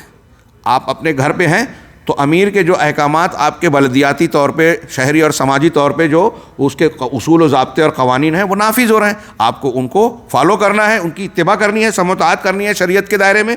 اور اللہ کی شریعت ایسی بے وقوفانہ امور سے معاف کیجیے اوپر ہے کہ اس لیے ان کے لیے دوسرا امیر بنانا جائز نہیں جب آپ کا ایک امیر آپ کے شہر میں ہے. ورنہ انارکی اور ہڑبونگ یعنی اس کا ترجمہ کرنا چاہیے افراتفری پھیلے گی. اور اللہ کی شریعت ایسی بے وقوفانہ امور سے پاک ہے. 6 جائے کہ ایسے امور کی اجازت دے، بلکہ ایسے امور کی اجازت دے، شریعت اس کی اجازت نہیں دیتی، ہاں بلکہ اللہ کی شریعت حاکم کے خلاف خروج کو حرام کرتی ہے، گرچہ وہ حاکم فاسق و ظالم ہو۔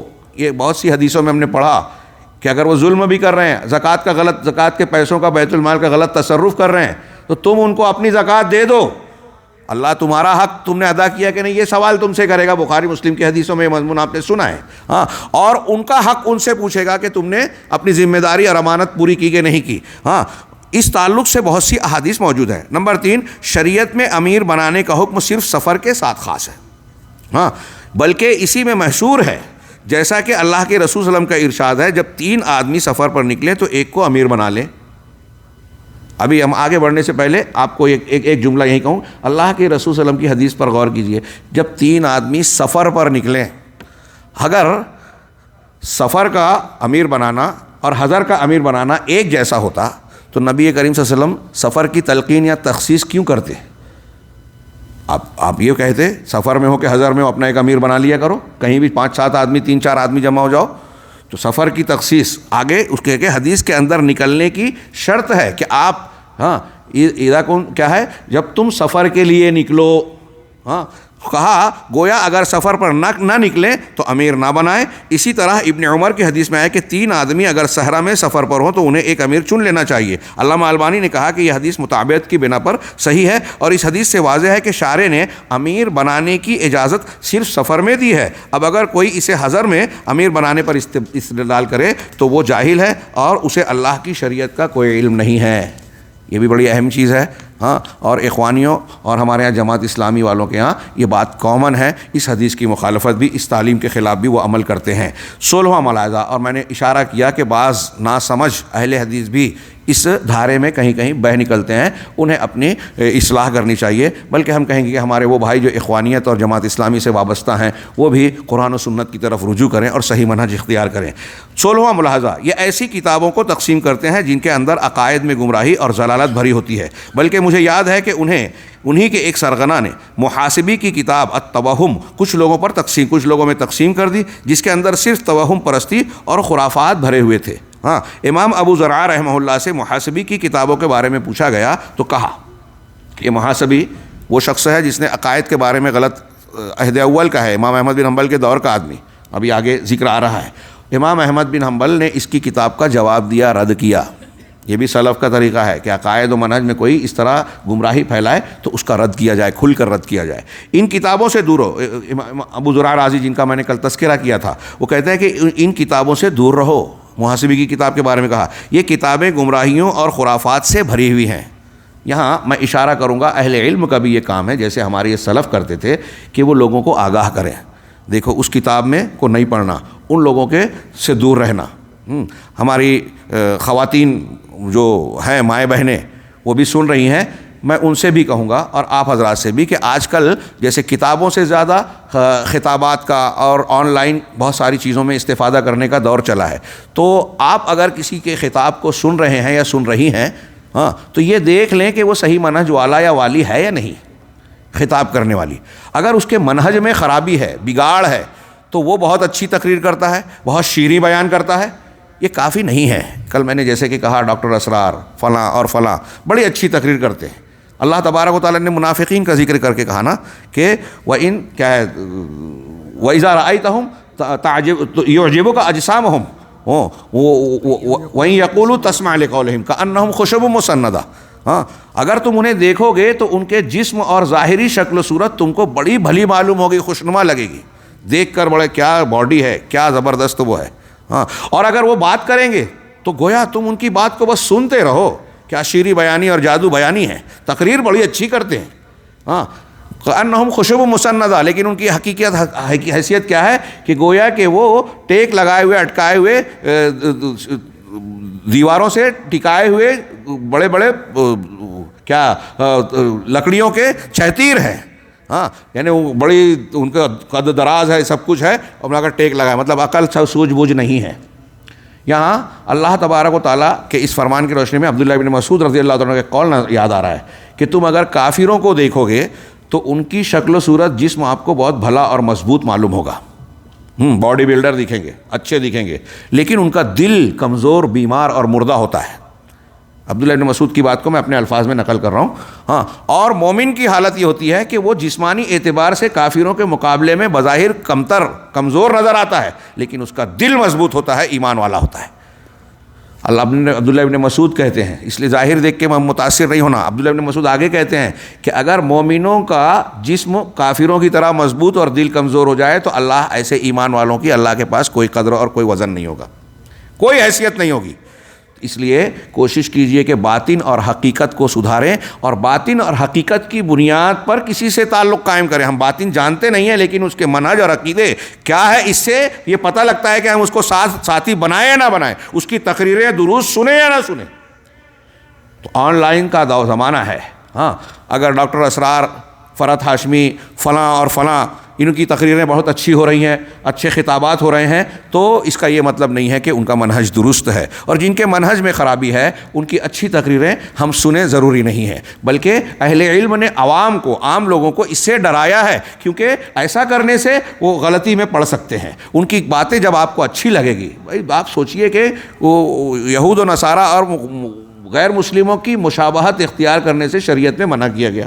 اس کی بہت سی وجوہات اور علتیں بیان کرتے ہوئے علماء نے کہا کہ ظاہری طور سے اگر آپ اہل کفر کی مشابہت اختیار کرتے ہیں یا ان کی مجلسوں میں جاتے ہیں تو اندر سے آپ پر اس کے اثرات کا مرتب ہونا فطری بات ہے۔ جب ظاہر میں آپ نرمی برتو گے تو دل میں بھی نرمی آئے گی، ظاہر میں آپ ان کی کچھ خوبیوں کو دیکھو گے تو آپ کے ذہن و دماغ میں یہ آئے گا، شیطان یہ ڈالے گا کہ ارے ان کے ہاں تو اچھی بات بھی ہے، تو ان کی غلط کو بھی آپ اچھا سمجھنے لگو گے۔ یہ غیر محسوس طریقے پہ ایک ہدایت والا انسان گمراہی میں جاتا ہے، اور اس طریقے سے شبہات اور شہوات کے فتنے انسان کو گھیرتے ہیں۔ اسی لیے ہم کو دعا بھی سکھائی گئی کہ ہر نماز میں آپ اہدنا الصراط المستقیم مانگیں۔ اس کا مطلب یہ کہ ہر وقت ہمیں گمراہی کا ڈر ہے، اس لیے ہم کو ہدایت پر جمے رہنے کی دعا مانگتے رہنا چاہیے، اور دعا مانگنے کے ساتھ ساتھ کوشش بھی کرتے رہنا چاہیے۔ چنانچہ آگے یہ 2-3 اقوال میں پڑھنا چاہتا ہوں، غور سے سنیے کہ شیخ ابو ذرار رازی کہتے ہیں کہ تمہارے لیے دوسری کتابیں کافی ہیں، کہا گیا کہ ان کتابوں میں عبرت ہے۔ سن رہے ہیں آپ، امام ابو ذرا کہہ رہے ہیں کہ یہ کتابیں مت پڑھو، اس سے گمراہ ہو سکتے ہو، دوسری کتابیں کافی ہیں۔ تو ان سے یہ جواب دیا کہ ان کتابوں میں عبرت ہے۔ جیسے آپ یہ کہیں کہ بھائی آپ جن لوگوں کا نام لے کر کہہ رہے ہیں کہ ان کی تقریر مت سنو، ان کو لائک مت کرو، تو ان کے یہاں اچھی باتیں بھی ہوتی ہے۔ کل کے درس میں نے کہا کہ دنیا کا کوئی بھی گمراہ سے گمراہ شخص ہو، فرقہ ہو، جماعت ہو، مذہب ہو، ان کے یہاں کچھ نہ کچھ اچھائیاں تو ہوتی ہیں، اٹریکٹیو چیزیں ہوتی ہیں جس سے لوگ متاثر ہوتے ہیں، فریب کھاتے ہیں کہ ارے دیکھو ہمارے یہاں یہ خوبی ہے۔ تو چند خوبیوں کے ہونے سے ساری باتیں صحیح ہو گئی، یہ ضروری نہیں، یہی تو ہمارا امتحان ہے اور یہی تو دھوکہ ہے۔ چنانچہ ابو ذرار رازی سے بھی کہا گیا کہ جن کتابوں سے آپ منع کر رہے ہیں اس میں تو کچھ عبرت کی چیزیں بھی، اچھی باتیں بھی ہیں، جس کے لیے اللہ تعالیٰ کی، تو فرمایا جس کے لیے اللہ کی کتاب میں عبرت نہیں اس کے لیے اس میں بھی عبرت نہیں۔ آپ کو اللہ کی کتاب اور اللہ کی نازل کی ہوئی تعلیمات میں کفایت نظر نہیں آتی؟ سنت اور اللہ کے نبی صلی اللہ علیہ وسلم کے صحابہ، ان کی تعلیمات اور طریقہ آپ کے لیے کافی نہیں ہے، کوئی آپ کو ادھر ادھر دیکھنے کی ضرورت پڑ رہی ہے؟ کس قدر لوگ بدعتوں کی طرف بھاگ رہے ہیں۔ ابو ذرا رازی کے قول کا یہ خلاصہ ہے۔ آگے ابو القاسم نصر آبادی نے کہا کہ مجھے پتہ چلا کہ حارث محاسبی نے کسی چیز میں کلام کیا تو امام احمد نے اسے چھوڑ دیا۔ یہاں یہ بہت مختصر قول ہے، بعض دوسرے علماء نے اس قول یا اس بات کو دوسرے قالب میں بھی نقل کیا قدر تفصیل سے۔ امام احمد نے غصہ ہو کر اس پر ناراضگی کا اظہار کیا اور پھر اسے چھوڑ دیا۔ چنانچہ امام احمد کے اس رویے سے کیا نتیجہ نکلا؟ جب اس کا انتقال ہوا تو اس کے جنازے میں صرف 4 لوگوں نے شرکت کی، 4 لوگوں نے نماز جنازہ پڑھی۔ ہمیں بھی اہل باطل کے ساتھ یہ سلوک کرنا چاہیے۔ اب ہمارے یہاں درمیان سے کچھ احمق لوگ، بیوقوف لوگ اپنے آپ کو متوسع اور کشادگی والا بیان کرتے ہوئے اہل بدعت اور منحرف منہج والوں کی تائید کرتے ہیں، ان کا دفاع کرتے ہیں۔ جو لوگ رد کر رہے ہیں، جیسے ہم لوگ ابھی یہ بیان کر رہے ہیں، تو اس پر تنقید کرتے ہیں، ارے کیا ضرورت ہے؟ تو اس کو غلط قرار دے کر آپ ان کو طاقت دیتے ہو، ان کو شہرت دیتے ہو، ان کی تقریروں کو فارورڈ کر کے آپ ان کو زندہ کر رہے ہو۔ ہمارے نوجوانوں کو چاہیے کہ صحابہ کرام پر طعن و تشنیع کرنے والے، حدیثوں کا انکار کرنے والے، علماء کی تخفیف کرنے والے، خارجیت کو فروغ دینے والے جتنے مفکرین برادرز اور دوسرے لوگ ہیں جن کی خطابات اور تقریرات آتی ہیں، آپ تبصرے کے لیے بھی لوگوں میں فارورڈ نہ کریں۔ امام احمد بن حنبل کا یہ رویہ دیکھیے کہ بدعتی کو آپ گمنامی میں ڈال دیں، لیکن آپ مشہور کرتے ہیں ہاں آج میں دیکھتا ہوں کہ علماء کبار اور علماء ربانیین جن کی طرف اعتماد کرنا چاہیے ان کی باتوں کو فارورڈ کرنے والے کم ہیں، اور جو گمراہ ہیں ان کو کہتے ہیں ان کو دیکھا جائے، نتیجہ کیا نکلتا ہے؟ ان کے پاس ریکارڈ بنتا ہے کہ ہمارے سننے والے، ہمارے کیا فالوورز اتنے ہیں، اور علماء ربانیین کے آپ کو کم نظر آئیں گے۔ غور کیجئے جو میں بات کہہ رہا ہوں اس کا اثر عام آدمی پر، جاہل آدمی پر کیا پڑتا ہے کہ اس کو سننے والے زیادہ ہیں، علماء کو سننے والے کم ہیں۔ حالانکہ یہ دلیل نہیں ہے، لیکن جاہل کے لیے یہ دلیل بنتی ہے، جہاں بھیڑ دیکھتا ہے سمجھتا ہے کہ یہ زیادہ درست ہے، ہاں، جبکہ یہ حق کی دلیل ہرگز نہیں ہے۔ چنانچہ یہ طریقہ کار اختیار کرنا چاہیے، اور ہمارے نوجوانوں میں اس مزاج کو بنانا چاہیے کہ اولاً منحرف فکر والے لوگوں کی تقریروں کو، ان کے خطابات کو نہ سنیں، سبسکرائب نہ کریں، ہاں، اور اگر کسی نے ان کی جو ہے باتوں کو جو ہے آپ کے پاس بھیجا ہے تو آپ ڈیلیٹ کر دیں، فارورڈ نہ کریں۔ لوگ سوال اس کے لیے کیا، اس کے لیے آپ اسی میں پریشان ہیں۔ قرآن و سنت کی تربیتی اور اصلاحی چیزوں کو، علم کی چیزوں کو سیکھنے کے لیے آپ کے پاس اتنا وقت ہے۔ اگر آپ حقیقت میں علم حاصل کرنا چاہیں، اپنے آپ کو اونچا بنانا چاہتے ہیں، تو آپ کو کم پڑے گا وقت صحیح علم سیکھنے کے لیے۔ یہ جو بھنگ دھتورے اور بکواس قسم کی باتیں، الٹی سیدھی باتیں کر رہے ہیں آپ، ان کے بارے میں سوال کر رہے ہیں، ان کے بارے میں آپ کا کیا کہنا ہے، ان کے بارے میں جب علماء نے بیان کر دیا کہ وہ عالم نہیں ہے، وہ شریعت کے سلسلے میں مصدر اور مرجع کہلانے کے لائق نہیں ہے، تو ان کو چھوڑ دیجئے۔ جو کبار اور مستند علماء ہیں جن کے بارے میں شک و شبے کی گنجائش نہیں ہے، آپ ان کے ساتھ جڑ جائیے، سیدھی سمپل بات ہے۔ لیکن ہمارے یہاں لوگوں کو جب تک کوئی جو ہے اچھل کود والا معاملہ نہ ہو، اٹھ پٹانگ والی بات نہ ہو، ایسا لگتا ہے مزہ نہیں آتا۔ یہ بگڑے ہوئے مزاج کی علامت ہے۔ ہمارے سلف کے ان منہج میں ہمارے لیے نمونہ ہے۔ امام احمد نے محاسبی کا جو معاملہ کیا، اس کا نتیجہ یہ نکلا کہ وہ گمنام ہو گیا، اپنی بدعتوں کے ساتھ دفن ہو گیا، 4 آدمی اس کے جنازے میں شریک ہوئے۔ اسی طرح اخوانی بعض ایسی کتابوں کو تقسیم کرتے ہیں جن سے علماء نے ڈرایا ہے، جیسے یہاں ان کتابوں کے نام کو دیکھیے: المنہج الحرکی فی السیرۃ النبویہ، سیرت نبوی میں ہر تحریکی منہج، یہ قرآن کی آیتوں میں بھی تحریکی آیتیں نکالتے ہیں، ہاں، اور الدعوۃ فریضۃ شرعیہ، یہ کتاب۔ ان دونوں کتابوں کو مشہور مصنف حسن سلمان نے اپنی کتاب کتب حذر منها العلماء، غور فرمائیں، یہ ایک کتاب ہی ہے جس میں ایسی کتابوں کی ایک لمبی چوڑی فہرست پیش کی گئی ہے کہ یہ وہ کتابیں ہیں جس سے علماء نے منع کیا ہے، ڈرایا ہے۔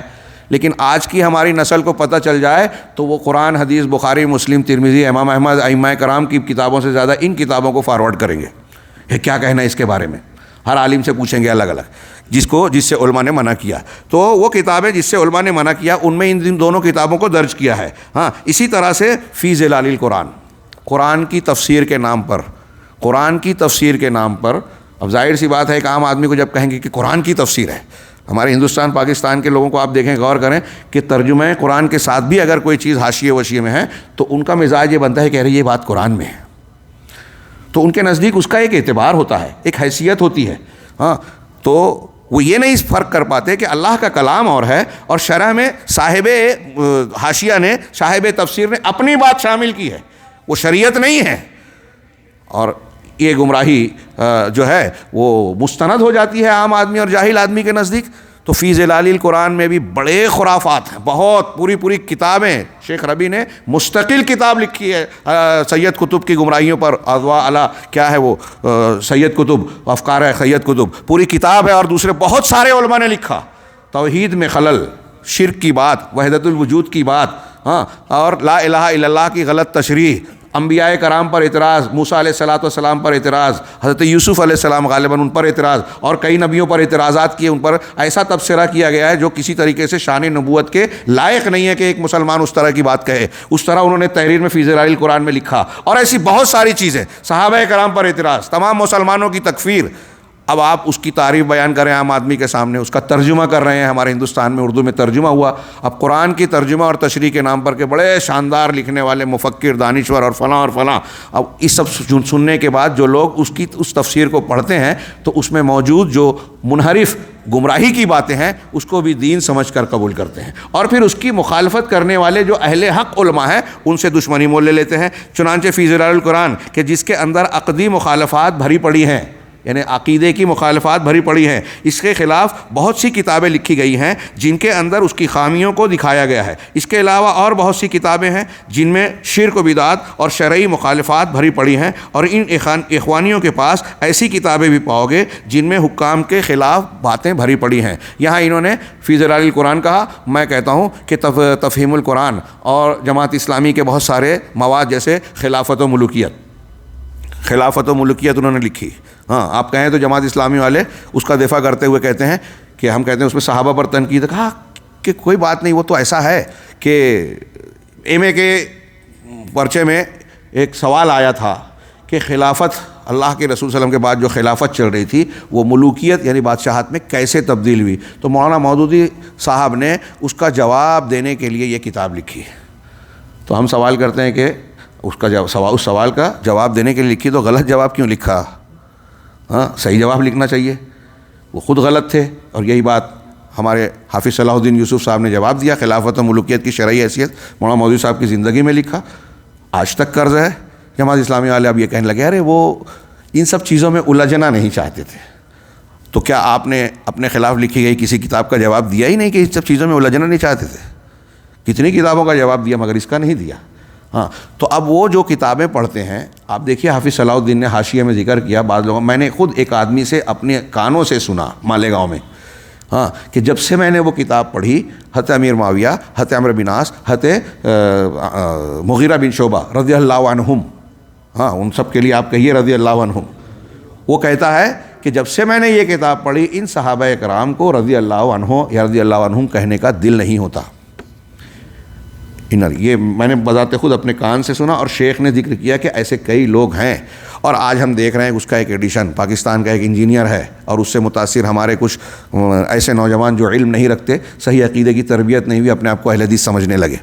اہل حدیث نہیں ہے وہ، ہاں، وہ صحابہ کرام خاص طور سے امیر معاویہ پر نقد کرتے ہیں۔ ہندوستان کے ایسے کئی علماء پیدا ہو گئے ہیں، ہاں، سلمان حسینی، ہاں، ڈاکٹر اسرار اور فلاں اور فلاں، ہاں، جو حدیثوں کا انکار، صحابہ پر تنقید کرتے ہیں۔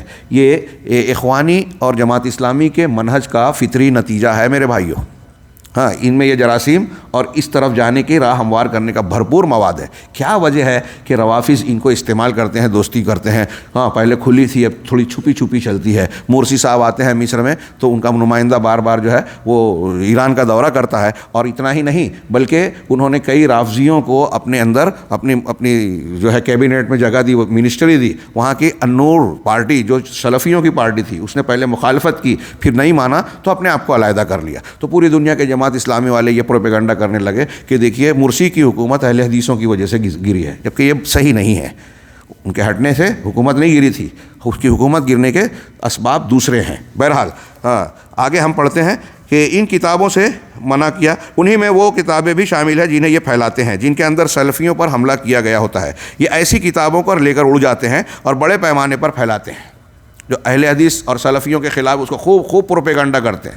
ہاں، بلکہ مجھے یاد ہے ان میں سے ایک شخص میرے پاس قیلولہ کے وقت ظہر کے بعد آیا، کچھ ایسی کتابوں کو لے کر جن کے اندر نئے طریقے سے سلفیت پر حملہ کیا گیا تھا۔ اس نے مجھے ایک نسخہ دیا، دیکھا تو اس کتاب کے اندر صرف سلفیوں پر نقد کیا گیا تھا۔ کتاب میں صرف یہی مواد تھا اور نئے طریقے سے ان پر حملہ کیا گیا تھا اور ان پر جھوٹے الزامات لگائے گئے تھے۔ بنا بری اخوانیوں کو چاہیے، اس بنیاد پر انہوں نے کہا کہ اخوانیوں کو چاہیے کہ توبہ کریں، اس منہج سے گریز کریں، اور آخر میں شیخ الاسلام علامہ ابن تیمیہ کی پھر سے وہ عبارت نقل کی جو پیچھے گزری کہ جو لوگ ہر وہ شخص جو بدعت کی طرف خود کو منسوب کرے یا ان کا دفاع کرے، ان کی تعریف کرے یا اس کے مخالفت کرنے والوں کے کو جو ہے رد کرے، ایسے لوگ سزا کے مستحق ہیں۔ یہ قول پیچھے گزر چکا ہے، آپ اس کو ضرور پڑھیں اور بار بار پڑھیں اور ذہن نشین کریں۔ آج ہمارے لوگوں میں، بہت سارے سلفی لوگوں میں اس قول کو سمجھنے کی اور اس کے دلائل کو جاننے کی ضرورت ہے۔ وہ لوگ جو اپنے اس ذمہ داری کی ادائیگی میں خود تو کوتاہی برتتے ہیں، اگر کوئی اس ذمہ داری کو نبھا رہا ہے، بدعت کی نشاندہی کر رہا ہے، رد کر رہا ہے، تو یہ اہل بدعت کے مدافع اور ان کی طرف سے دفاع کرنے والے بن کے ہمارے لوگوں پر ہی، اہل حق کی پر تنقید کرتے ہیں، وہ چاہے سلفی گروہ سے ہو یا کسی اور گروہ سے۔ جو ایسا کرتا ہے وہ سزا کا مستحق ہے۔ آگے آپ اس قول کو ملاحظہ فرمائیں۔ 17واں ملاحظہ، جھوٹی قسمیں کھا کر تقیہ کرتے ہیں اور یہ اخوانی منہج کی سب سے واضح نشانی ہے، کیونکہ یہ جھوٹ اور دھوکے پر قائم ہے، اور جس چیز کی بنیاد جھوٹ پر ہو وہ بہت جلد گر جاتی ہے۔ ہاں اس ضمن میں یہ صفت ان کے تعلق سے معروف ہے، وہ اپنی تقریروں میں حکمرانوں کی تعریف کرتے ہیں. غور سے سنیے، ہاں یہ اس سے پہلے تھوڑا سا تذکرہ میں کر چکا ہوں. ہاں حکمرانوں کی تعریف کرتے ہیں لیکن اپنی خاص مجلسوں میں ان کی برائی اور ان پر نقد کرتے ہیں. میں مملکہ میں رہنے والا نہیں ہوں، میں ہندوستان میں رہتا ہوں.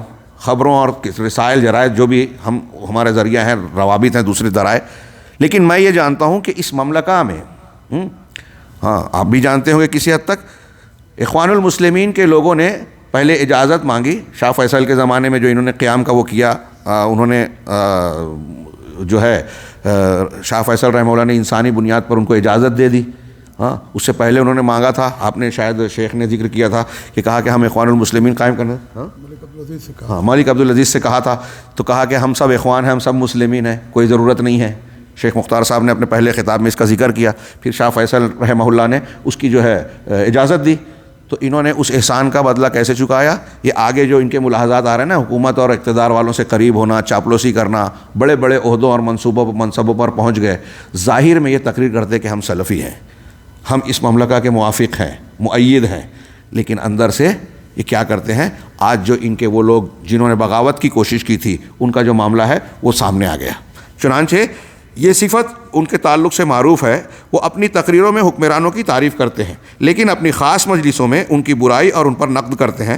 اور اگر ان سے کوئی عالم پوچھتا ہے کہ کیا تم اخوانی ہو، ان سے کوئی پوچھے کہ کیا آپ اخوانی ہیں، تو وہ بھاری قسمیں کھا کر کہتا ہے کہ وہ اخوانی نہیں ہے، جبکہ وہ اخوانی ہوتا ہے. قسمیں کھا کھا کے کہتا ہے. ہاں اس طرح وہ عجیب جھوٹ بولتے ہیں. اسی طرح آپ دیکھیں گے کہ وہ علماء سلفیین اور اہل حق کے خلاف جھوٹے قصے اور کہانیاں گڑھ کر لاتے ہیں اور کہتے ہیں ہم دعوت کی مصلحت میں جھوٹ بولتے ہیں. ابھی میں نے بتایا کہ ہمارے علماء میں جیسے شیخ ظفر ہیں، ہاں ہمارے استاذ اور ایک عالم اسلام کے مشہور دائی، ہاں اور دوسرے بڑے بڑے علماء جن کے خطابات ہوتے ہیں، عوام میں جہاں کوئی مقبول ہوا سلفی عالم، یہ اس کے تعلق سے جھوٹ تراشنا شروع کرتے ہیں، اس کی باتوں کو کاٹ کوٹ کے کہ دیکھو یہ کہہ رہے ہیں اور فلاں عالم نے یہ جواب دیا. ہاں شیخ محمد رمضان حاجری نے یہ جملہ کہا، ان کے کاٹ کو شیخ دکتور ربی کے قول کے خلاف پیش کر کے بتایا کہ دیکھو یہ ان کے خلاف بول رہے ہیں، سلفی عالم کے خلاف بول رہے ہیں. اور پھر کچھ لوگوں کو بدگمان کرنے کے لیے ایسی جھوٹی چیزیں بیان کی جاتی ہیں. اب عالم کو اتنی فرصت تو ہے نہیں کہ سوشل میڈیا پہ جا کے ہر کلپ اور ہر چیز کو سنے جانے کہ اس کی تردید کرتا بیٹھے. مجھے بتائیے کہ کیا جھوٹ کا سہارا لے کے، کل کے بھی درس میں بات آئی تھی، کوئی شخص دین کی اور سچائی کی دعوت پیش کر سکتا ہے؟ اور اگر آپ جھوٹ کا سہارا لے رہے ہیں تو آپ داعی کہاں ہوئے اسلام کے؟ آپ تو خود اسلام کے منحرف ہو رہے ہیں جھوٹ کا ارتکاب کر کے، اسلامی تعلیم کے خلاف جا رہے ہیں. تو کہہ رہے ہیں کہ ہم دعوت، لیکن ہم ان سے کہتے ہیں یہ جھوٹی بنیاد پر کہ پہلی چیز، کیا تم چاہتے ہو کہ ہم تمہارے خلاف جھوٹ کی حرمت پر دلیلیں پیش کریں؟ یہ کبیرہ گناہ ہے جو دوزخ تک لے جانے والا ہے. مجھے لگتا ہے یہ چیز تمہیں بھی پتہ ہوگی اور یقیناً پتہ ہے. ایاکم والکذب والی روایت مشہور ہے. دوسرے نمبر پر دوسری چیز، تمہارا یہ عمل منافقوں کی طرح ہے جن کے بارے میں اللہ نے فرمایا کہ اذا جاءک المنافقون قالوا نشهد انک لرسول اللہ واللہ یعلم انک لرسولہ واللہ یشهد ان المنافقین لکاذبون اتخذوا ایمانهم جنہ فصدوا عن سبیل اللہ انہم ساء ما كانوا یعملون. پورا کا پورا منافقوں کا یہ معاملہ آپ کو یہاں نظر آئے گا کہ منافق جب آپ کے پاس آتے ہیں تو کہتے ہیں ہم گواہی دیتے ہیں کہ یقیناً آپ اللہ کے رسول ہیں، اور اللہ خوب جانتا ہے کہ آپ اس کے رسول ہیں، اور اللہ اس بات کی بھی گواہی دیتا ہے کہ یہ منافق یقیناً جھوٹ بول رہے ہیں.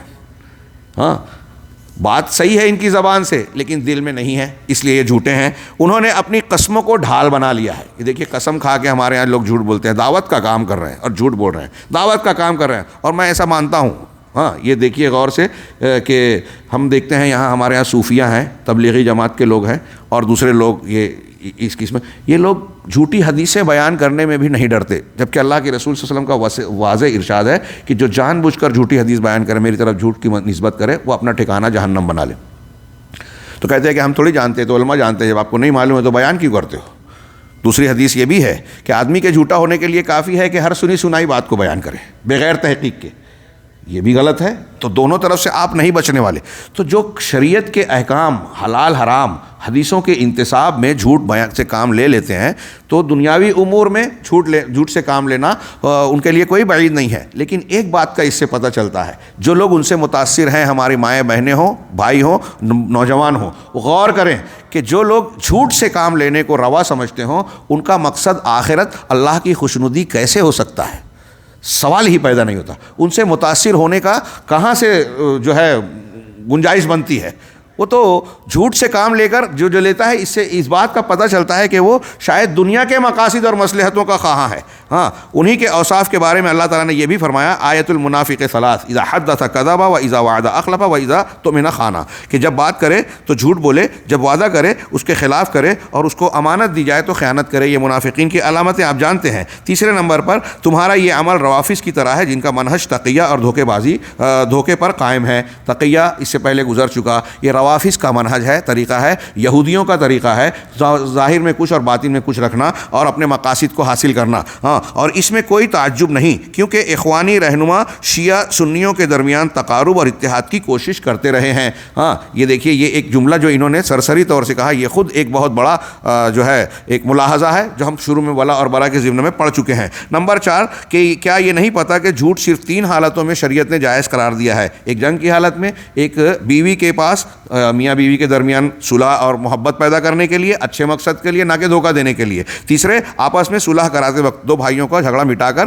دونوں کو ملانے کے لیے جھوٹ بولنے کا جواز شریعت نے کیا, بلکہ یہ مستحسن ہے. آخر یہ باتیں تم سے کیوں پوشیدہ ہیں؟ نمبر 5 کہ اللہ نے ہمیں جھوٹوں کے ساتھ چلنے سے منع کیا ہے اور سچوں کے ساتھ رہنے کا حکم دیا ہے. اللہ کا ارشاد ہے, یا ایھا الذین آمنوا اتقوا اللہ وکونوا مع الصادقین. آیت کریمہ پر اللہ کی ہدایت و ارشاد پر غور کیجئے. اللہ تعالیٰ کہہ رہا ہے کہ اے ایمان والو, اللہ سے ڈرتے رہو اور سچے لوگوں کے ساتھ ہو جاؤ. سچوں کے ساتھ یعنی صحیح منہج والوں کے ساتھ, جو جھوٹ نہیں بولتے ان کے ساتھ میں رہو, صحیح منہج والوں سے جڑو. ہاں, اور جو لوگ اپنے منہج میں اپنے کاموں میں جھوٹ سے کام لیتے ہیں, اس کا مفہوم مخالف کیا ہوا؟ سچوں کے ساتھ رہنا ہے تو جھوٹوں کے ساتھ نہیں رہنا ہے. قرآن کی آیت کہتی ہے کہ حزبیت کی علم بردار, جھوٹ سے کام لینے والے ان مناہج اور افکار اور تنظیموں سے آپ دور ہو جائیں. چنانچہ 6 نمبر پر آخری بات کہی کہ تمہارے کہنے کے مطابق تم حق پر ہو, پھر جھوٹ کیوں بولتے ہو؟ اگر آپ حق پر ہیں, آپ اپنے آپ کو سچا دین کا داعی کہہ رہے ہو, تو پھر آپ کو جھوٹ بولنے کی ضرورت ہی کیا ہے؟ ہاں, کیونکہ جو جھوٹ بولتا ہے وہی سازش کرتا ہے, وہی عموماً رازوں کو چھپاتا ہے. آخر دین میں وہ کون سی بات ہے جو چھپانے کے لائق ہے؟ اور اگر آپ جھوٹ بول رہے ہیں, حقیقت کو چھپا رہے ہیں, تو اس کا مطلب یہ کہ آپ خود یہ مان رہے ہیں کہ آپ کے پاس جو ہے وہ اس لائق نہیں ہے کہ سچ بول کر لوگوں سے منوایا جائے. ہر باطل کے یہاں یہ کمزوری پائی جاتی ہے. 18واں ملاحظہ, ان کے منہج کو چھوڑ کر جو سلف صالح کے منہج پر آ جائے اسے دھمکی دیتے ہیں, اور جب وہ ان کی پول کھولنا شروع کرتا ہے تو اس کے خلاف الزامات لگانا شروع کر دیتے ہیں. یہاں نیچے ایک واقعہ بھی نقل کیا, اور یہ ان کا ایک تعامل ہے. یہ ظاہر سی بات ہے کہ دنیا دار اور دنیا داروں کا مزاج ہے, دینی سیاست دانوں کا مزاج ہے, شریعت والوں کا قرآن و حدیث پر چلنے اور نبی صلی اللہ علیہ وسلم کی سیرت طیبہ پر عمل کرنے والوں کا یہ مزاج نہیں ہو سکتا کہ اگر کوئی شخص ہمارے معاملے میں کسی سے کوئی اختلاف کر بیٹھے تو ہم اس کے خلاف محاذ کھول دیں, اس کو دھمکی دیں. یہاں تک کہ ایک شخص نے جب وہ مخالفت کی تو نیچے واقعہ آپ پڑھ لیجئے گا کہ اس میں بیان کیا ہے کہ اس نے آگے دھمکی دی کہ تم اگر ہمارے خلاف بولو گے, لکھو گے, کچھ کرو گے تو ہم تم پر جھوٹے الزامات لگائیں گے, تم کو بدنام کریں گے, تمہارے خلاف ایسی ایسی حرکتیں کریں گے. ہاں, میں اس بھائی سے اور اس طرح کے دوسرے وہ لوگ جو منہج حق کی طرف آ گئے ہیں ان سب سے کہوں گا کہ اس اخوانی منہج کو بے نقاب کرو اور اس سے لوگوں کو ڈراؤ, اور اللہ کے سوا کسی سے نہ ڈرو, اور یہ جان لو کہ جب تک اللہ تعالیٰ چاہے گا تمہیں کوئی تکلیف نہیں پہنچے گی. جہاں تک الزامات کی بات ہے تو یہ اخوانیوں کے یہاں معروف ہے کہ وہ دوسروں پر الزام تراشیاں کرتے رہتے ہیں, اور اس طریقے کو میں نے جیسا کہ کہا کہ دینی طریقے کی بجائے انہوں نے سیاسی طریقہ اختیار کیا. جماعت کے اندر 19واں ملاحظہ, جماعت کے اندر وہمی مناسب کی تقسیم کرنا, کسی مبتدی اور کسی کو مبتدی, کسی کو متقدم کہنا, کسی کو صدر, کسی کو امیر ماننا, اور یہ سب کچھ ایسے ملکوں میں جہاں اللہ کی شریعت اور اس کے حدود کا نفاذ ہوتا ہے, اور ان کے یہ مناسب فوجیوں کی طرح ہوتے ہیں کہ جس طرح ان کا منصب اوپر جاتا ہے اسی قدر یہ جماعت کے رازوں سے واقف ہوتے ہیں. یہ ان کا دینی ڈھانچہ نہیں ہے بلکہ دنیاوی انداز کا ہے جو آپ یہود میں, نصارہ میں, غیر مسلموں میں پائیں گے. اس طرح کا ڈھانچہ انہوں نے تیار کر رکھا. احمد ربیع عبدالحمید نے اپنی کتاب کے اندر کہا کہ اخوانیوں کے یہاں فیملی نظام اہم تربیتی نظام پر قائم ہے. یہ ایک یونٹ ہوتی ہے جو 10 افراد پر مشتمل ہوتی ہے. ہر فیملی کا ایک ذمہ دار ہوتا ہے جو ذیلی قیادت کے سامنے جواب دہ ہوتا ہے. یہ پورا آپ پڑھ لیجئے گا. ان کا جو یہ سسٹم ہے یہ قرآن و سنت کی بجائے جدید افکار و نظریات سے لیا ہوا ہے, دوسری حکومتوں اور قوانین سے لیا ہوا ہے, جبکہ مسلمانوں پر یہ زور دیتے ہیں کہ ہر معاملے میں جو ہے اللہ کے نازل شدہ دین کے مطابق معاملہ کیا جائے. اسلامی حکومت ابھی آگے ایک ملاحظہ آئے گا قائم کرنا ان کے نزدیک اہم ہے. اسلامی حکومت قائم کرنے کے لیے یہود و نصارہ کی سیاست کو اختیار کرتے ہیں, ووٹ دینے والی بات کہتے ہیں, جمہوریت کی بات کرتے ہیں جو اسلام سے تعلق نہیں رکھتی. 20واں ملاحظہ, اچھائیوں اور خامیوں کے درمیان موازنے اور مقابلے کا منہج جسے اخوانیوں نے اپنا رکھا ہے. چنانچہ اگر کوئی ان کے عقدی یا منہجی خامیوں کو واضح کرتا ہے تو یہ کہنے لگتے ہیں خامیوں کے ساتھ اچھائیوں کو بھی بیان کرنا چاہیے. ہاں, یہ بہت اہمیت کی حامل دعوت و تبلیغ میں بات ہے. اگر ایک اہل حدیث کسی بدعتی کی بدعت کو, کسی گمراہ کی گمراہی کو بیان کرتا ہے تو کہتے ہیں ارے اس کے اندر اچھائیاں بھی تو ہیں نا. امام احمد بن حنبل رحمہ اللہ سے سوال کیا گیا کہ آپ بدعتیوں کا اتنا شدید رد کرتے ہیں, ان کے اندر خوبیاں بھی تو ہیں, اسے کیوں نہیں بیان کرتے؟ تو امام احمد نے کہا کہ ہم کو اس کا مکلف نہیں کیا گیا کہ ہم لوگوں کی نیکیاں بیان کریں, لیکن اس کا مکلف کیا گیا ہے کہ اگر کسی کے اندر بدعت ہے, انحراف ہے, خامی ہے تو اس کی نشاندہی کریں تاکہ لوگ اس سے محفوظ رہیں. یہ میں نے اپنے الفاظ میں ان کا قول بیان کیا. یہی بات آگے سوال و جواب میں آ رہی ہے. اس تعلق سے شیخ ابن باز رحمہ اللہ سے سوال کیا گیا. کچھ لوگ ایسے ہیں جو موازنے کی بات کرتے ہیں, یعنی جب آپ کسی بدعتی پر نقد اور تنقید کریں تو ایسی صورت میں ضروری ہے کہ اس کی اچھائیوں کو بھی بیان کر دیں تاکہ اس پر ظلم نہ ہو. تو جواب دیا شیخ علامہ رحمہ اللہ نے کہ اس پر آپ نے جواب دیا نہیں, یہ ضروری نہیں ہے, اس لیے کہ جب آپ اہل سنت کی کتابیں پڑھیں گے تو صرف تحذیر پائیں گے بدعتیوں کے تعلق سے. ہاں, آپ امام بخاری کی کتاب خلق و افعال العباد, عبداللہ بن احمد کی کتاب السنہ اور ابن خزیمہ کی کتاب التوحید, اسی طرح امام عثمان ابن سعید دارمی, سنن دارمی والے, ان کی اہل بدعت پر تردید وغیرہ جنہیں ان کے باطل سے دور رہنے کے لیے پیش کیا جاتا ہے, یعنی یہ پڑھیں. چنانچہ یہی مقصود ان کی اچھائیوں کو, یہی مقصود ہے ان کی اچھائیوں کو گنانا نہیں. یہاں تھوڑی سی عبارت میں ایک آدھ لفظ چھوٹا ہوا ہے. ہاں, یہ دیکھیے کہ ہمارے سلف کا شیخ بیان کر رہے ہیں شیخ ابن باز کہ ہمارے اسلاف نے یہ جو کتابیں لکھی تو بدعتیوں کا رد کیا, اس میں یہ نہیں بتایا کہ ان کے اندر یہ خوبیاں ہیں. ہاں, ابھی جو میں نے پیچھے کہا کہ نوجوانوں کو, ہماری ماؤں بہنوں کو اس کا اچھی طرح لحاظ کرنا چاہیے, یہ دھیان دیجئے. اگر کوئی بہت اچھی تقریر کر رہا ہے, کوئی ڈاکٹر ہے, کوئی فلاں ہے, بہت اچھی تقریر کر رہا ہے, لیکن اس کے یہاں بدعت ہے, انحراف ہے, تو ہم اس کی بدعت کو اجاگر کریں گے.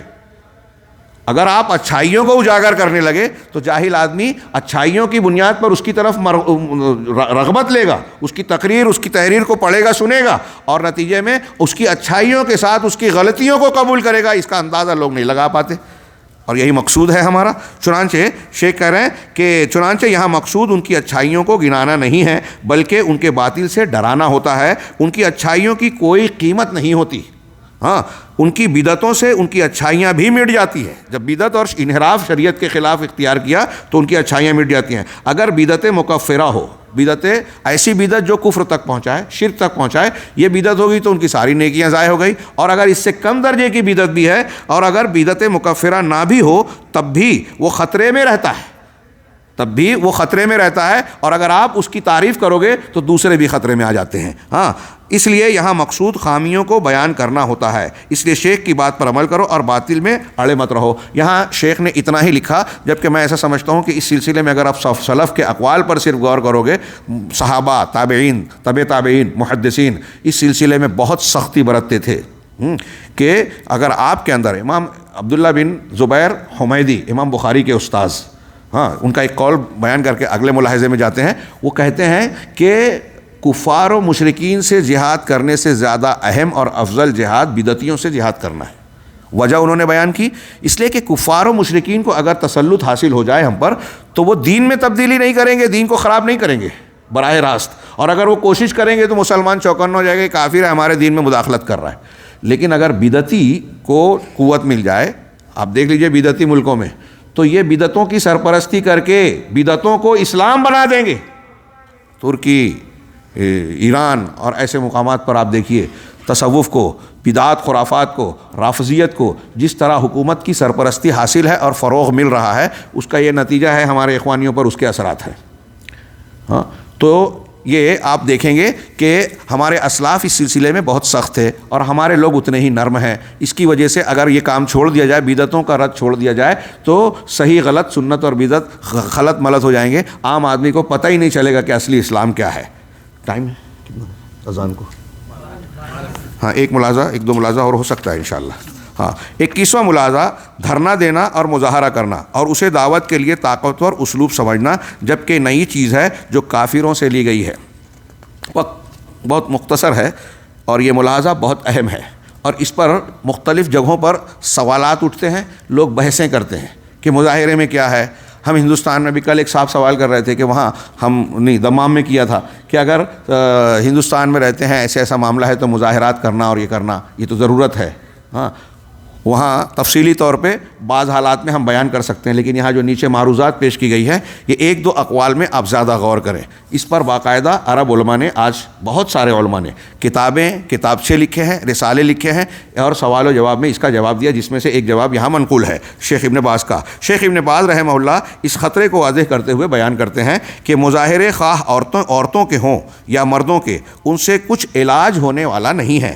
ان سے صرف شرور و فتن کے دروازے کھلیں گے. کسی پر ظلم ہوگا تو کسی پر ناحق زیادتی ہوگی. ایسے مواقع پر شرعی اسباب اپنانا چاہیے. علامہ ابن باز کا یہ جو دو جملہ ہے، سعودی عرب میں رہتے ہوئے ہمارے امام ابن باز رحمہ اللہ جو نابینا تھے، اتنی پتے کی، اتنی گہری، اتنی زبردست بات کہی جو آج آپ پورے دنیا میں مشاہدہ کر سکتے ہیں. اور اچھے دانشور بنتے ہیں وہ اس حماقت میں مبتلا نظر آتے ہیں.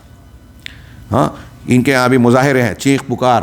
آپ دیکھیے ہندوستان میں خاص طور سے مظاہروں سے مسلمانوں کو نقصان ہی پہنچا ہے. آپ مظاہرہ نکالے، ایک پتھر آیا، فساد ہو گیا. نقصان کس کا ہوا؟ مرے بھی یہ، زخمی ہوئے یہ، ان کی جائیدادوں کو برباد کیا گیا، دکانوں کو جلایا گیا، اور پھر جو دوسرے معاملات ہوئے وہ الگ نقصانات. پھر الزام بھی انہی پہ کہ انہوں نے شروع کیا. اور یہ دوسروں کا آسان سا طریقہ ہے کہ جہاں جلوس جلسے مظاہرے ہوں وہاں آسانی سے بھیڑ کو آپ کنٹرول نہیں کر سکتے، اور یہ شرعی طریقہ نہیں ہے.